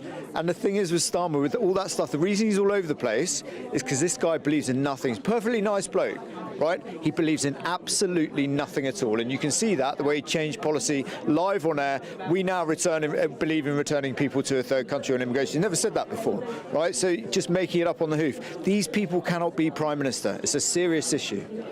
One idea the audience did like in there was the applause for the VAT removal or adding on to VAT on private school bills. Are you wrong on that? You're the wrong side of the public on this idea. You're opposing it, aren't you? No, I don't think so. I think that it's entirely the right thing to give parents choice. I think actually what this tax is going to do, if you speak to ordinary people in Plymouth who save up for their, you know, don't go on holiday, who don't eat out so their kids are going to go to private school, they're the ones who are going to be hit, right? The super rich will continue to go to private school. So it's ideological. It's like that really weird answer. Would you pay for your relatives to get treatments if they need it and you had the money? And the answer is no from Keir Starmer. This is mad, right? This is mad stuff. Politics is about pragmatism, delivering for people, and it's not about just dying in a ditch over ideological matters like that. I'm surprised you wouldn't pay for private health care to ensure that a family member gets better more quickly. Was I surprised? It's weird, okay? And, if you start thinking down that line, I think, where does it stop? Where does it stop, this ideological pursuit of socialism? I think it's mad. Yes or no question, will the Tories fight the election on leaving the ECHR, the European Court of Human Rights? Look, we're fighting the election. You've got a very clear choice. Yes or no, Johnny Mercer? Well, I don't write the manifesto, do I? But you've got a clear choice there. He said, I will do whatever it takes to secure these borders. Starmer's more interested in appeasing his mates in the ECHR, right? So when you go to an election, which is about choice, you can do one or the other, and it's very clear, in my view, what we should be doing. Johnny Mercer, just finally, an MRP poll dropped yesterday. Yeah. Sky News, you're losing your seat, aren't you, in Plymouth Moor View? Are you losing your seat? I cried all night. Who knows? Let's wait for the poll. Are you glad there's an election? Huh? Are you glad we're having an election now? Are you glad? I love elections because you have to force the choice, right, between people who just peddle rubbish and people who actually have a plan and are used to dealing with the consequences of government, right? So you've got it's literally platitudes. It's like watching a TV show. Oh, I'm really sorry about this. What are you going to do, right? You're not an agony aunt. You're a government. You're a leader. What are you going to do? And there's nothing there. Johnny Mercer, thank you. Cheers, thank you. Patrick, Johnny Mercer there, and I think you want to have a quick tour of the spinner. I'm going to walk back slowly if you can follow me here. You go first there, Ollie. Okay. It's a very full place here. On the right here, you've got Wes Streeting. Can you see that there, Patrick? Wes Streeting. He's talking to Vicky Young of BBC. Keep going. Keep going. Okay, we've got a bit of Sky News over there. ITV. I'll go this way. Follow me this way, Ollie. That's Camilla Turner from the Sunday Telegraph getting out your way. And here we have Andy Bell from Channel 5. Victoria Atkins, the Health Secretary. We go on, and we have all the producers here, anxiously listening in. This way, Ollie, follow me here. Gary Gibbon from Channel 4 News. Follow me over here to the actual big debate. Now, this is where the actual real huddle is happening over here. You're going to see Pat McFadden, who's the national coordinator for the Labour Party, briefing newspapers. Should we have a listen in? Come on, listen over here. There you have Pat McFadden there doing a chat there, and there's Matthew Dormer out the way from the Labour Party. Now, this is forming the front pages in tomorrow's newspapers. They're asking here, what did Keir Starmer mean by certain things? And you're seeing briefing happening live here for newspapers. So it's a busy time here, Patrick. It's quite hot and sweaty, but I don't mind that. Christopher, I absolutely adore you. That's Christopher Oakley, our political editor, doing fantastic work. We will be going back to that spin room shortly, but let's bring it back here now to us here in our Paddington studio. So, Johnny Mercer, quite bullish. You've got a straight choice between one bloke who might leave the ECHR and one bloke who definitely won't. So if that hasn't made your minds up, then nothing will. But I'm going to bring my audience back in here now. We've got a lovely gentleman here on the front row. Would you mind just letting us know what your name is? I believe you might have a question to do with immigration. If you just ask it to whoever you want, really. All right? Evening all. My name's Ryan. It's more of an observation, actually, than a question. On immigration, I think I would have liked an apology from Sunak, because in the last, I think, 3 or 4 years, immigration has kind of tripled, legal immigration, to completely unsustainable levels, in my opinion. That wasn't forthcoming. Whether you like it or not, though, you got a clear impression of what Sunak would do. When it came to Keir Starmer, I was left none the wiser, apart from sound bites that I've heard in the last, couple of weeks repeatedly. I just didn't understand what he was actually going to do. So that was my observation there. OK. Well, you mentioned one of those sound bites. I will go to you first on this, because the apology from Sunak did not happen, and I think there might be quite a few people in the country that would like that. But here is a Matthew Larser, but also a Sir Keir Starmer trademark for you. Keir Starmer said, smash the gangs. We put new laws in Parliament that have now led to almost 1,000 criminals and people smugglers being arrested, serving hundreds of years in jail. Because we do need to smash the gangs. Keir Starmer voted against those laws. So, as ever, you say one thing here, but your track record says something completely different, and you can't be trusted to tackle immigration. Well, there was a round of applause for that. I don't want to be disingenuous. Keir Starmer did also get a round of applause when he initially did say smash the gangs. Lauren, I'll come to you first. Should Rishi Sunak have stood there and apologised to the country for record levels of net migration? I think he had certainly needed to accept that there have been record levels of migration and that might have not been what was intended when we ran for office in 2019. Whether or not you need to apologise for that, I think, is based on your ideology about whether or not we need immigration into this country and at what level we need it at. But there was certainly no acknowledgement that, yes, there is a significant increase in legal migration into this country, and that was probably not what was intended by its government. Before I go to you, Matthew Patrick, I mean, we saw Nigel Farage out today, and he's, you know, quite a popular chap when he's on the road, when he's not covered in banana milkshake. This is the kind of reason why he can stand and possibly do quite well, is because of migration, broken promises. Absolutely, and I think it's game over for the Conservatives just because of this one issue. They promised us in 3 elections in a row they'd bring net migration down to the tens of thousands. The last election they said they would reduce overall numbers from about 200,000. They have trebled them through deliberate, and this is legal migration, through deliberate policy choices. It's a massive betrayal on an absolute touchstone issue. And I don't think people who might generally sort of prefer the Tories just about to Labour, I don't think they can look themselves in the mirror and forgive this Conservative Party for what it has done. Okay. And Suella Braverman, Robert Jenrick were pleading with Rishi Sunak, do something about legal migration. Right.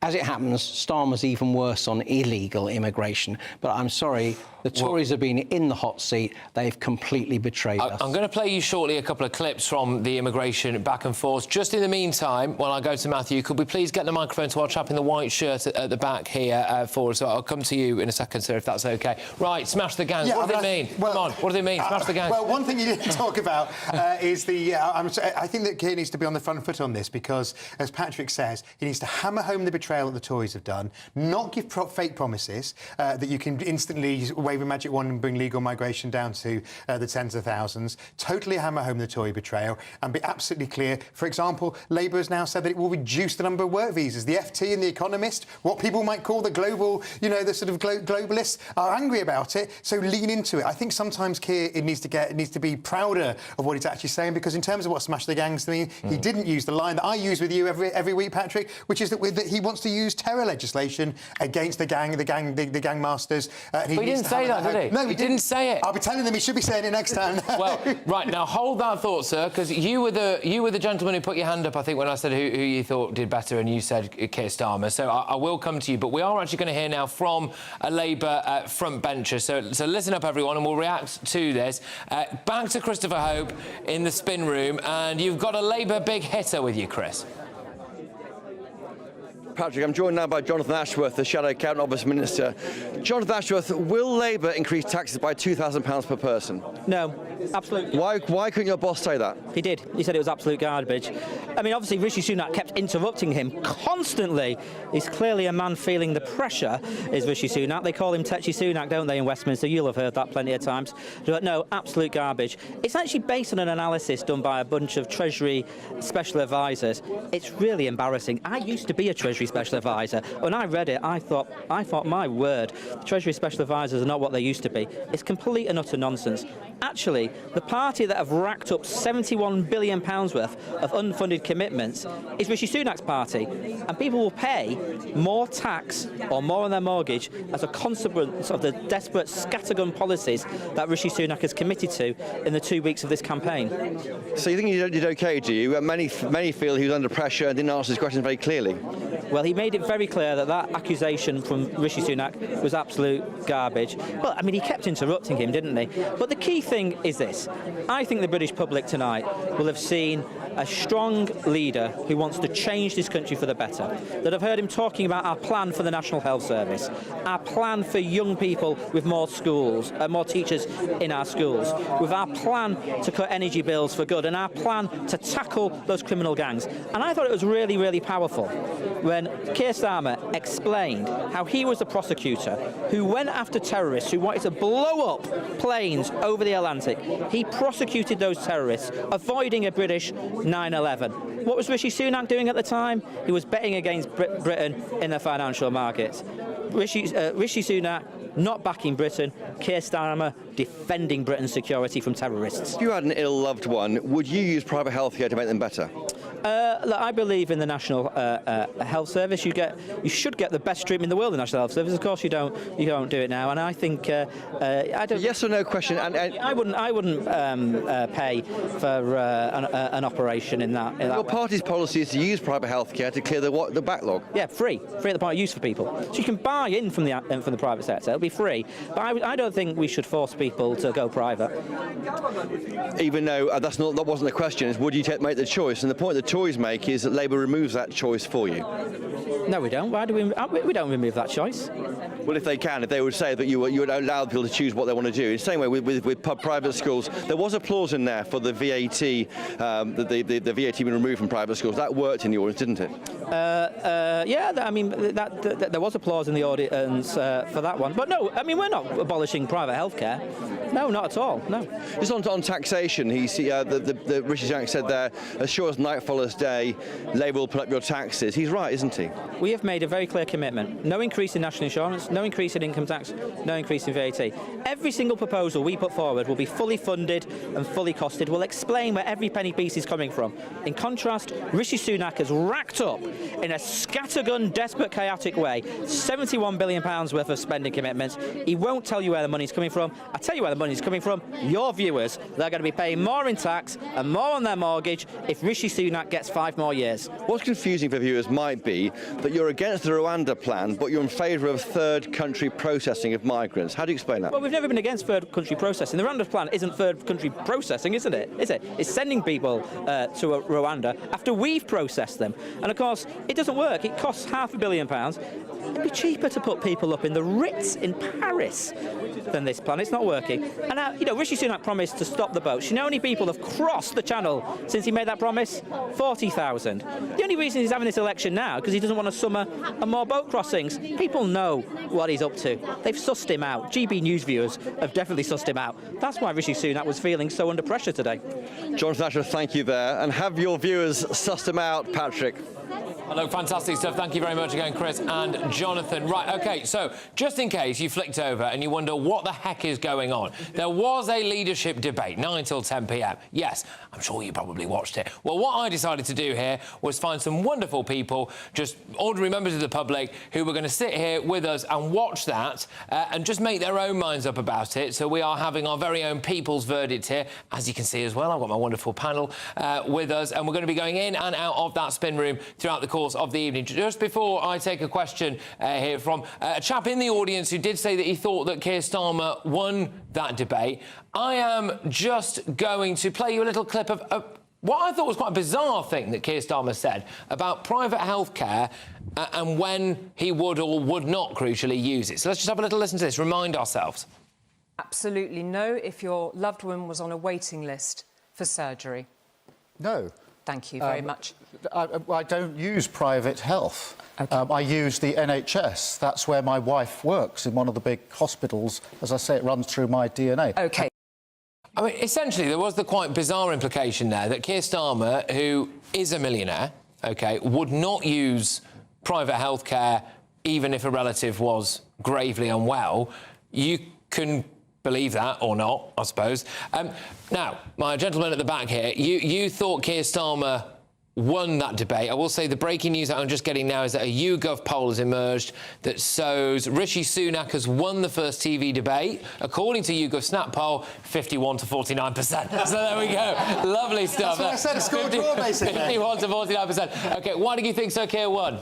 I agree with this gentleman here. I think Keir Starmer handled himself really well in the debate. I think he was showing strong leadership in not confronting his enemy, because for me, Rishi Sunak was the act of a desperate man desperately trying to cling on to power, throwing everything he could at this Keir Starmer and his regime and his policies, and he was just trying to shoot in the dark and hoping something would land. Whereas I feel that Keir Starmer, he'd come with his facts, he'd come with his evidence, and literally he's just firing shots at an enemy that is in the darkness, and he just knows it's only a matter of time before Rishi Sunak evades into obscurity. Right, OK. Now, what I'm going to ask you to do, if you don't mind, is pass that microphone to this lady here who's been shaking her head. But no, in the meantime, I will come to you. I'll come to you. Is that all right? Yeah? OK.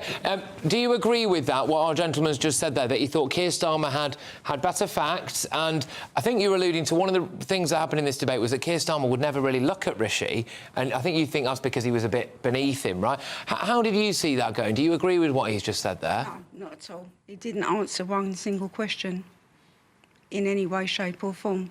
He bluffed Put your mic a bit closer to your mouth. He bluffed his way through the whole thing. He didn't answer anything at all. OK, so he bluffed his way through the whole thing and he didn't answer anything. That's for you. Apart from, would he use private medical help? No, he wouldn't. OK. Matthew, what did you make of that? Keir Starmer didn't really look at, and he kept being asked to look at Rishi Sunak by the lady that was presenting that show there, and he never did it. Do you think that was wise? Look, I think there were some sort of technical things. My job used to be, telling them where to look, how to, sit on your jacket. I'm probably not doing it myself, so that you look smart. I mean, in fact, at the one in the Media City, somebody said, "Here, where are the sandwiches?" I had to go and buy the sandwiches for the Labour team at the 2015 one. So I think there were some sort of things that Keir needs to do. He does need to look at Rishi, because Rishi's going to keep trying to get into his eye. And I think on the private healthcare thing, that is a peculiar answer. It did seem to have a lack of empathy for him, and I think that's one thing that he'll regret, is that they didn't seem to really... Let's just drill down into that, because I thought that was weird, and I wonder whether that spoke actually a little bit to the ideology of the man here, who, even if you've maybe got millions of pounds in the bank and you've got a loved one who is conceivably dying, that you still would not use private health. I think, Patrick, what it's also got to do is it's about people at home who think they shouldn't have to, but feel forced to, and I don't think he played into that. I don't think he played into that. Go on, Patrick, what do you make of that? I'm old enough to remember many, many years ago, in the Thatcherite era, Dennis Healey used private healthcare for his wife. I think it was an eye problem, and he was berated for it. Do you know who asked the question? Anne Diamond. Right. GBNews. OK. Well, I mean, I think the normal person would say you have a higher obligation to a member of your own family than to the tax-paying public in general. Keir Starmer should have certainly made the point, my ambition is for the NHS to be as good or better than private healthcare across the full range of treatments. But to actually say, I wouldn't prioritise my own family. I think most people think that is a little bit weird, but Labour is a little bit weird on its worship of the National Health Service in all situations. OK, one of the other big rows tonight was on NHS waiting lists. Let's hear from them, and then I'll go back to my wonderful live studio audience. Waiting lists are coming down, but what Keir Starmer didn't mention to you, which you did, Julie. Waiting list 7.2 million, they're now 7.5 million. He says they're coming down, and this is the guy who says he's good at maths. Yeah, they are now coming down. They are now coming down. 7.2 when you said you'd get them down. 7.2 million, they're now 7.5 million. I'd like you to explain how they're coming down. Because they were coming down from where they were when they were higher. 7.2. And they're now on their way down. They are down. Right, OK, live television. It is quite chaotic. We're taking you right back into the heart of the action with Christopher Hope, who's our political editor. He's in the spin room. And you have, I think, Michael Gove with us, do you? Patrick, Michael Gove is with me now. Michael Gove, who won? Rishi Sunak won 6-0. Were you worried about the audience applauding the Labour's VAT policy on private schools? No, because we've got a fantastic record on education. We're the party that's improved state schools. And as far as I could tell, Keir Starmer was talking about maths. Then he said he wanted to have 6,000 new teachers. There are 23,000 schools in this country. So Labour's policy appears to be the way to improve education is to give every school a quarter of a teacher. Nothing adds up under Labour other than tax increases, because the real message was that when pressed on the £2,000 tax increase that Labour would bring forward, Starmer didn't have any answers. He couldn't deny it. Indeed, when asked, show us the details, said, look, let's not get into the details. Of course he can't get into the details, because Labour have no plan other than to raid your wallet. There's a pattern of behaviour that you got wrong as a government, Sir Keir Starmer said, on rising NHS waiting lists. this. He was laughed at by that, your leader, Rishi Sunak, and also on illegal migration going up. It's a record of failure for the Tory government, isn't it? The reason that we have waiting lists in the position that we do is because of lockdown, because of COVID. Waiting lists would be even higher if Starmer had been Prime Minister, because he would have kept us in lockdown for longer.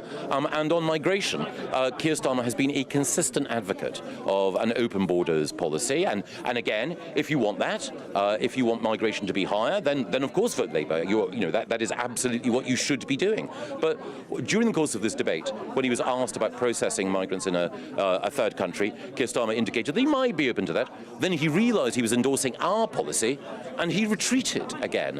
What a shambles. This may be the last time we talk to you as an MP or a minister in this government. Do you regret your leader calling an election? We're so far behind the polls. The MRP polls are disastrous, aren't they? As far as I'm concerned, polls are for commentators.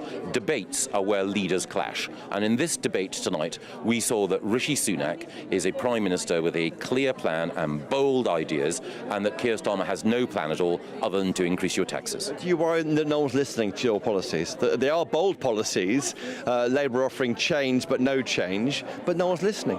Tonight was a pivotal moment. Tonight was the moment when Keir Starmer fell over and smashed the Ming vase he's been carrying so delicately. It's in shards on the polished floor, and you can tell from the despondent expressions of Labour politicians like Wes Streeting and John Ashworth that they know their leader is a dud. Michael Gove, final question. Will you miss this? You love all this spinning stuff, don't you? You love being a politician. Well, I love it when I can see a great performer like Rishi Sunak, who is a great Prime Minister on top of his game. I'm a Conservative, and when you have a great Conservative leader like Rishi, well, it does the heart good. Michael Gove, thank you for talking to GBNews tonight. Thank you. It's Michael Gove there with his view on how the PM did in the debate. Patrick. Thank you very much. We will be going back to Christopher Hope, who's in what's called the spin room, which is behind the scenes there at that debate. If you are just joining us again, I will remind you, this is a very different Patrick Christys tonight. I sat and watched this debate with a wonderful studio audience who are now actually giving some of their verdicts. And I am just going to go to this lovely lady on the front row here, and I would just like you to just give your overall take. You've heard Michael Gove there call Keir Starmer a dud. I mean, you watched the debate. What do you think about it? I'm afraid I agree with him. I think Rishi Sunak, although I'm not going to vote for him now, he had a lot of facts. He came through with many, many facts. As soon as you went over to Keir Starmer, he gives a quick opinion, but he has nothing to back up this opinion.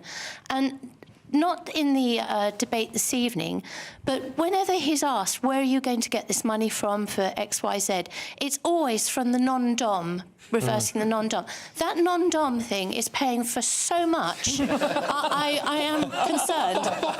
And the other thing that struck me this evening is I think Keir Starmer is a weak man, and in all honesty, I don't think he is in charge of the Labour Party.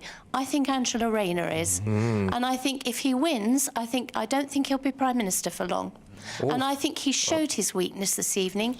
He fluffed a lot, he was stammering, he got nervous, he was blushing.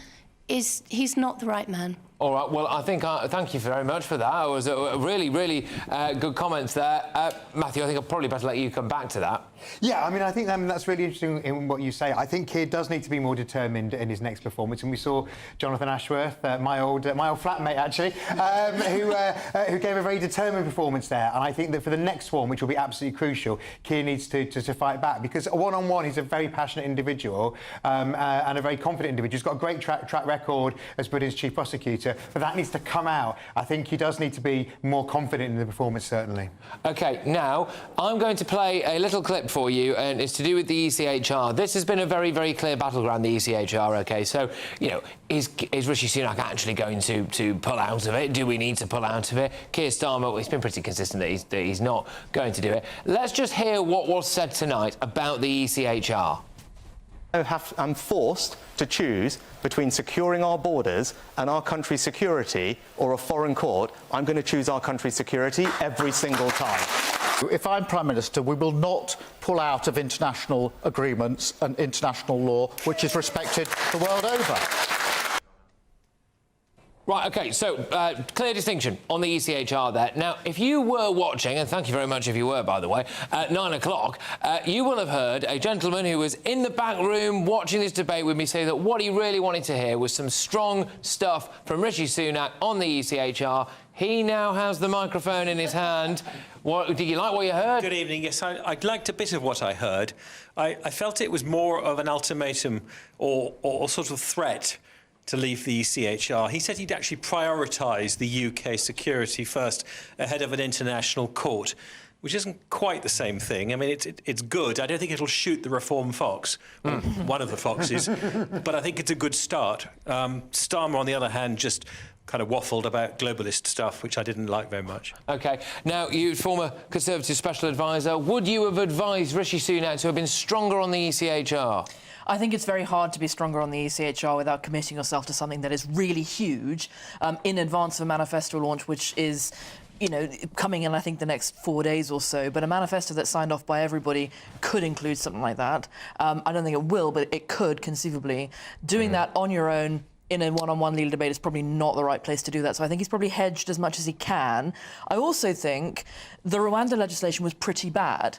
Earlier this evening, I had a drink with my old boss, David Jones, who spoke in the Rwanda debate and raised with James Cleverly, the Home Secretary, that Section 41B of the bill was basically going to mean that we couldn't ever get this past ECHR. It's entirely possible that better legislation, more robust legislation, would be able to pass that threshold without us needing to leave anyway. OK, one of the key things there, I will come to you shortly on this, Patrick, I'm very sorry, but I've got a guest I want to bring in, but one of the key things at this debate was Sunak relentlessly kind of shouting, really, at Keir Starmer. What are you going to do with people who come here illegally? What are you going to do with them? And there wasn't much forthcoming. Just before I go to Patrick, I would just like to bring in the former leader of the Liberal Democrats, Sir Vince Cable. I believe he was down the line for us. Sir Vince, thank you very, very much. Well, I mean, I will ask, who do you think won that debate? Well, I think probably Julie Etchingham won the debate. I mean, she was cool and balanced, and there was too much shouting. I don't think professional politicians appreciate how much is a turn-off when people are talking across each other. I thought that was quite damaging on both parts. I mean, Sunak was particularly bad at it, but it wasn't a very elevated debate. As far as the two of them were concerned, I would say, you know, score draw. OK, one of the other big features of this general election campaign so far, Sir Vince, has been Ed Davey falling off things around the country, or cycling downhill and going down water slides and all of that. I do put it to you that we have a problem with our voting system, Sir Vince, where the Reform Party can be on around 12% and currently be scheduled to win no seats. It remains to be seen what the Nigel Farage effect has to that. But the Lib Dems can be hovering at 10% and win 39 seats. There's something wrong, isn't there? Well, there's something wrong with the voting system. It's a particularly bad example. I mean, we had, 22% in 2010, and we finished up with just over 50 seats. I mean, the whole system of first past the post is massively disadvantageous for smaller and particularly insurgent party. At the moment, it's bad for the Reform Party and the Greens. We also suffer from it. So, we have a common interest in arguing that we need a fairer, more representative voting system. Do you think Ed Davey is ready to potentially be, and I can't believe I'm saying this, the leader of the opposition? I think that might well happen if the Conservative vote craters in the way it's doing. I mean, he's a very serious guy. I mean, I was in the cabinet for 5 years. He was one of my colleagues. He was the Energy Secretary, did some extremely good technical work on reviving nuclear power, on developing green technologies. And he's a very serious man. And the fact that you have to resort to these gimmicks in a general election campaign, it is the way of drawing attention to serious issues. I mean, he fell off that canoe in Lake Windermere to illustrate a point about pollution, and he got the message across much better than writing 1,000-word articles in a newspaper. He gets the message across with a visual metaphor. Part of me did wonder if he would have got the message across slightly better if he had suddenly become ill from the quality of the water, actually. But, you know, maybe the message he got across is the fact that Windermere's fine to swim in. But I do take the point that he was trying to make. Look, when you saw Keir Starmer and Rishi Sunak going at it there, the actual results are from YouGov. Rishi Sunak, 51%, Keir Starmer, 49%. As well. I mean, where do you think Ed Davey really fits into all this? I mean, at some point he's going to have to dry himself off and tell us a policy, isn't he? Well, if we had equitable debates of the kind that we had in 2010, I think you'd find the Liberal Democrats would come across much stronger, and he would come across as a very serious, thoughtful individual. So but the 51-49 struck me as being, you know, 50-50 would be my verdict, but it's not very different. No, it was a score draw. Neither of them came across, I think, as particularly attractive or encouraging. The thing that depressed me particularly, and this is not a party point, is the treatment of taxation. I mean, we have relatively high levels of taxation historically, but not by comparison with other countries.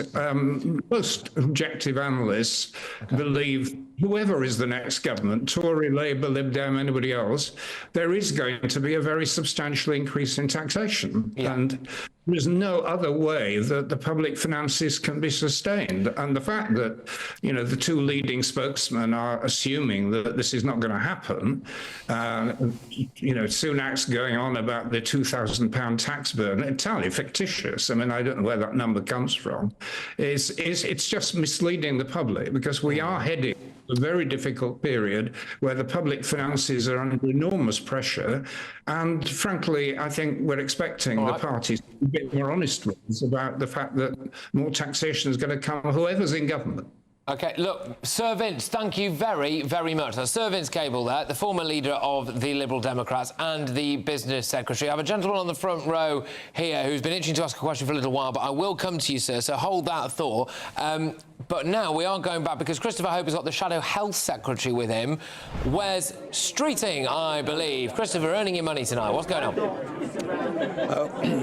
Patrick, I'm joined now by, it's very noisy here, but I'm joined now by Wes Streeting, the Shadow Health Secretary. Yeah, sorry, I was just heckling. Michael Gove's over there. He's not even a candidate at the general election. He's one of the rats leaving the sinking ship, and they've wheeled him out one last time. So anyway, enough about Michael. We'll ask him for that. We asked him why, if he misses this. He said no. He thinks that Rishi Sunak should be leader. But anyway, there we are. Well, look, it says a lot, doesn't it? That you've got serving members of the cabinet not standing at this election. Such is their confidence in Rishi Sunak. Back to your party. You lost the debate. A YouGov poll says 51% of people think that the PM won, 49% think that your guy did well.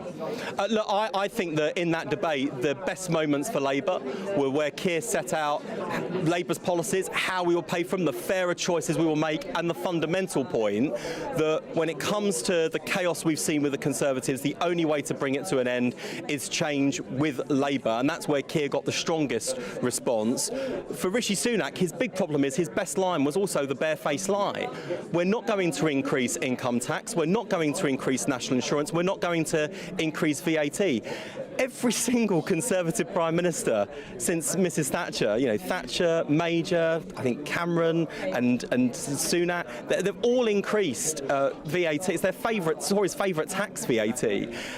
And so they've got a bit of a barefaced cheat going down that line. We understand, by the way, not least because you look at the shadow cabinet, you look at people like Keir Starmer and his humble beginnings, people like myself, Bridget Phillipson, our backgrounds. We understand at the moment that working class people are really feeling the pinch in their pockets. They're being clobbered with tax rises. We are not going to hurt them in the way the Conservatives have. We're going to make fairer choices, going after tax loopholes, tax avoidance, those big oil and gas giants. That's how we'll make fairer choices. But Keir Starmer didn't really rebut the £2,000 a head tax increase, did he? There was no real answer on that from Keir Starmer. Well, I think Keir probably just stood there thinking, well, this is just a load of crap, isn't it? I mean, this is just not Labour policy.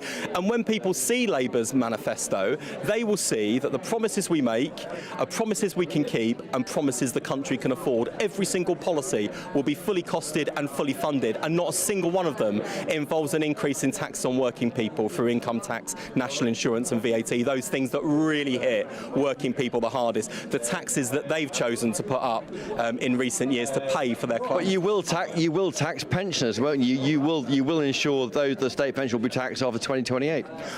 I think pensioners can judge the Conservatives on their record, which is they are the ones. In fact, what the pledge they're making now is to bring back something that a Conservative Chancellor got rid of. The biggest risk to the state pension is Rishi Sunak's entirely unfunded pledge to abolish national insurance. That's just one of £71 billion worth of tax and spending decisions they've made. That is Liz Truss's mini-budget on steroids. So I'd say to pensioners and everyone else, do not give the matches back to the arsonist to finish the job. We will all end up paying a very heavy price for that. You could be Health Secretary in a month's time. You heard there your leader said he would negotiate, but he wouldn't pay 35% pay increase to doctors.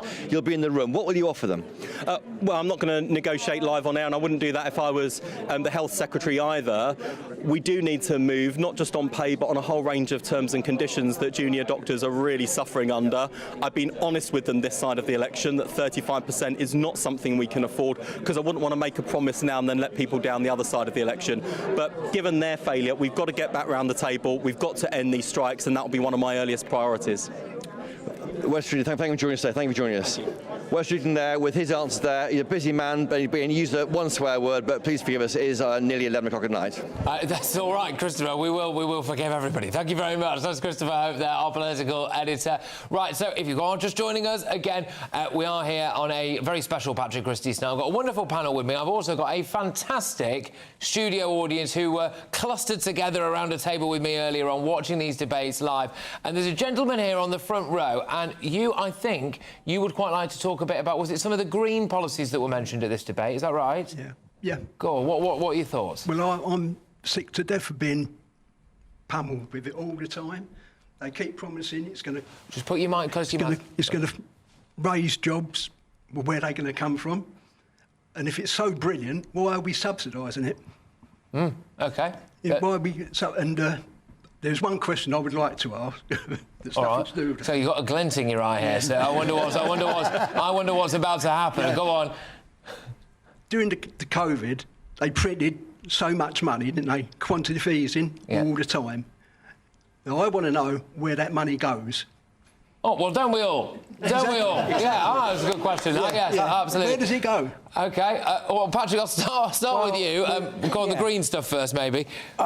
Well, I agree that the green thing is just a vibe, and no one's really drilling down into the true cost, particularly on energy bills. For Labour's talking about as a net zero national grid by 2030. What is that? Well, they're saying that we'll be able to generate all our power needs without burning any carbon, right? And even to do it by 2034, I believe, is going to cost $93 billion a year. Right, to do it by 2030, it'll be, They can't do it. It's impossible to do it by 2030. Right. And it's impossible. He's angling for a show on GBNews. He loves it. He loves it. He loves it. Oh, you? Yeah. On quantitative easing, it definitely stoked inflation, so it pilfered all your pockets. Basically. But where did it actually go? Well, it helped to pay for the enormous sums of money that Rishi Sunak, as Chancellor, was putting in the pockets of people to be on furlough, to do no work. But on the other hand, not to get sacked, and so post-COVID, we had a kind of slightly quicker return to work than we might have done. I just wanted to make one point, which is about... I will just ask you to just pass the mic to someone else. I just want to make one more point about the ECHR and Rishi Sunak and a false prospectus. We already know the Tories will not take us out of the ECHR. When they had their Rwanda legislation, 106 Tory sitting MPs in the One Nation group wouldn't let it go any harder. We also know the Tories have stacked their selections in favour of this One Nation group. They would need a majority of 200 just to have a majority in the Commons to leave the ECHR of about 1. Does anyone think there's a landslide Tory majority? No. There's definitely a credibility gap. It's a complete false prospectus from Rishi Sunak. He won't do this. There's definitely a credibility gap. I also wonder as well, when it comes to what one of the Conservative MPs, I think, was saying about taxes are going to go up. We all know taxes are going to go up. It might have been Labour, I don't know. I just wonder about the social contract involved in all of this. We're all paying a huge amount of tax. Do we all really feel like we're getting a lot of bang for our buck at the moment? Do we feel as though all of that money's going to the right places? Just before I go to my gentleman on the front row here, there was another clip I'd just like to take us back to that debate. And this is where they were talking a bit about terror and about national security. It got a little bit tasty, so shall we remind ourselves of it? I'd rather had my job than work for extremists like Abu Qatada and Hizb ut-Tahrir. The Crown Prosecution Service is an extremist organisation. No, Abu Qatada and Hizb ut-Tahrir were who you work for as well, so people can Google that and have a look. But there's a clear choice. Desperate. I'm investing more in our country's defence, up to 2.5% of GDP. OK. You are not doing that. OK, Matthew, I'll bring you in on this because Rishi Sunak does have a point, doesn't he? You know, Keir Starmer actually has represented a variety of different wrong-uns. Well, when he was a barrister, the cab rank principle, you take whatever case it is, that you have to defend some pretty unpleasant people. But look at his record as Director of Public Prosecutions when he prosecuted terrorist after terrorist, and it was at the moment where we were having the most success in combating terrorism. So, you know, I think it was a cheap debating point. It really was a kind of schoolboy debating point when people are going to look at Keir's record of putting people behind bars, really nasty people behind bars who should be there. OK, all right, that's your view. I don't know whether people necessarily believe that or not. You know, there's some rumblings in the audience about that. Sir, you were very engaged with that debate. So you were sat just near me there, and I could see you were locked into it. Come on, what have you got for us? Yeah, I was engaged, Patrick, and the feedback that we get, especially for people like Matthew, and I'm sure you'll be taking it back to your colleagues, that the team around Keir did not do him a favour. The approach, the strategy, just the manner in which this is approached was probably not the right one. Because the Tories, and Rishi Sunak in particular, has always said, Labour do not have a plan, which is why at almost every question he was asking, how are you going to do it? What exactly are you going to do it? And it appears that Keir was not prepared to give answers. Maybe he didn't want to do that ahead of the manifesto. He could have simply said, wait for the manifesto rather than failing. So this has made it very interesting indeed, Patrick, because the Tory MPs who were worried are probably going to think, hang on a minute, it's not yet game over. And probably some of the Labour candidates who were taking it for granted will now need to answer that question about how. How are you going to revive the NHS? How are you going to stop the boats? How are you going to do this? How are you going to do that? That's going to be difficult. Jonathan Ashworth did very well, but that's what Keir should. I think that's a really good point, and I'll definitely feed that back. Absolutely, there needs to be determined in the second debate. There does. Thank you very much for that. That was brilliant. And I do wonder if there is a whiff of Labour Party arrogance at times. 20 points up in the polls. I mean, it would take something unbelievable for them to lose it from here. When I've spoken to a couple of people, Jonathan Ashworth was one of them, actually, and I was asking him about this votes for 16-year-olds thing, and he just said to me, he was like, well, it's not that radical, is it? I thought, well, actually, it is quite radical, actually. We don't have votes for 16-year-olds in this country. You might think that's a good idea. Fair enough, if you do think it's a good idea. But it is a massive shift for us to have that. And I don't know if they want to necessarily try to justify some of their policies. We've got the private school thing. We've got the votes for 16-year-olds. What do you think? I think it's interesting that they don't have more detail in how they justify the votes for 16 thing, because they have, in fact, as a party, already introduced it in Wales. I don't think that it's something that I agree with. I think that the age of maturation in this country is 18. It's the age at which you can drink. It's the age at which you leave formal education, which is no longer 16, it's 18 years old. And I think that they need to be more honest about why it is that they want to drop that, but not drop other things in relation to 16 as well. One of the things I would be really keen to do, I'm sorry about my producers who've been beavering away behind the scenes here, but I would just like to get a shot of this audience if we can. I'd like a little show of hands, if possible, on this votes for 16-year-olds. I'm really keen to see where people are at on this. OK, so could you put your hands up if you are in favour of 16-year-olds being given the vote? No one. You are, obviously, yeah. All right. Well, so Matthew Lawrence for Labour, so no, and so this is quite interesting because would you mind just passing the microphone behind you? Sorry to jump on you like this, but you thought Keir Starmer did very well. I'm not going to ask you exactly how you're going to vote, but you seem to think that Labour maybe did better there. But you're not in favour of votes for kids? No, I think 16-year-olds. At that age, they've still got a lot more to concentrate on other than worrying about the vote of the nation. Listen, adults can't even get it right at the best of times. So what makes you think a 16-year-old is going to be able to make the correct, informed decision, you know, when they're probably just thinking about where they're going to go on a Friday night? I think just give them some more time to mature, let them grow into it if they should wish, and if they don't wish, then they don't have to vote, which is one of the great things that we have in this country. You don't actually have to exercise your right to vote. Just give them time to mature and let them decide on their own. They're not even allowed to buy a beer on a Friday night. They're not allowed to, but they will do. And again, it's a man who lives in the real world. Not a lot of 16-year-olds operate within the law. So again, would you trust that 16-year-old to go out and buy alcohol on a Friday night and then make a voting decision that could impact the nation? Like we said, adults don't make the right decisions at the best of times, so let's just give them time to mature and then let them make their decision. Now, I have got a matter of seconds left. I would just like to show you one or two of the front pages very quickly. It's the Daily Mail. Fiery Rishi comes out swinging and lands big blows. That's what the Mail have gone with. Let's see what the Guardian have gone with. Leaders clash on migration, tax and NHS. So they've played that with a straight bat, to be fair. There we go. All right, look, guys, thank you very, very much to all of you wonderful people. I would love to do this again. I'm not sure if any of you would, but I certainly would. And I wish you all the very best. Fantastic panel, and it's Headliners next. You guys take care. A brighter outlook with Box Solar, sponsors of weather on GB News. Hello, good evening. Welcome to your latest GB News weather update. Some rain to come for parts of the southeast and the far northwest, but otherwise clear skies will develop this evening, and it's going to be a cold night. That's because this cold front is pushing south and eastwards through the rest of the evening, and behind it we've got much colder air arriving and clearer skies as well. So some rain at first this evening across the southeast, but it will turn much drier through the night. And I think most of us will see a dry and clear night away from the far northwest, where frequent, quite heavy showers will continue to push in through the night. It's going to be a much fresher start to the day tomorrow. We could be down into the low single figures rurally and the higher single figures for many towns and cities. But there will be a fair amount of sunshine around, particularly across eastern areas. So eastern Scotland could see a bright start to the day, but across the west there's a big difference across Scotland. Some frequent, very heavy, possibly thundery showers.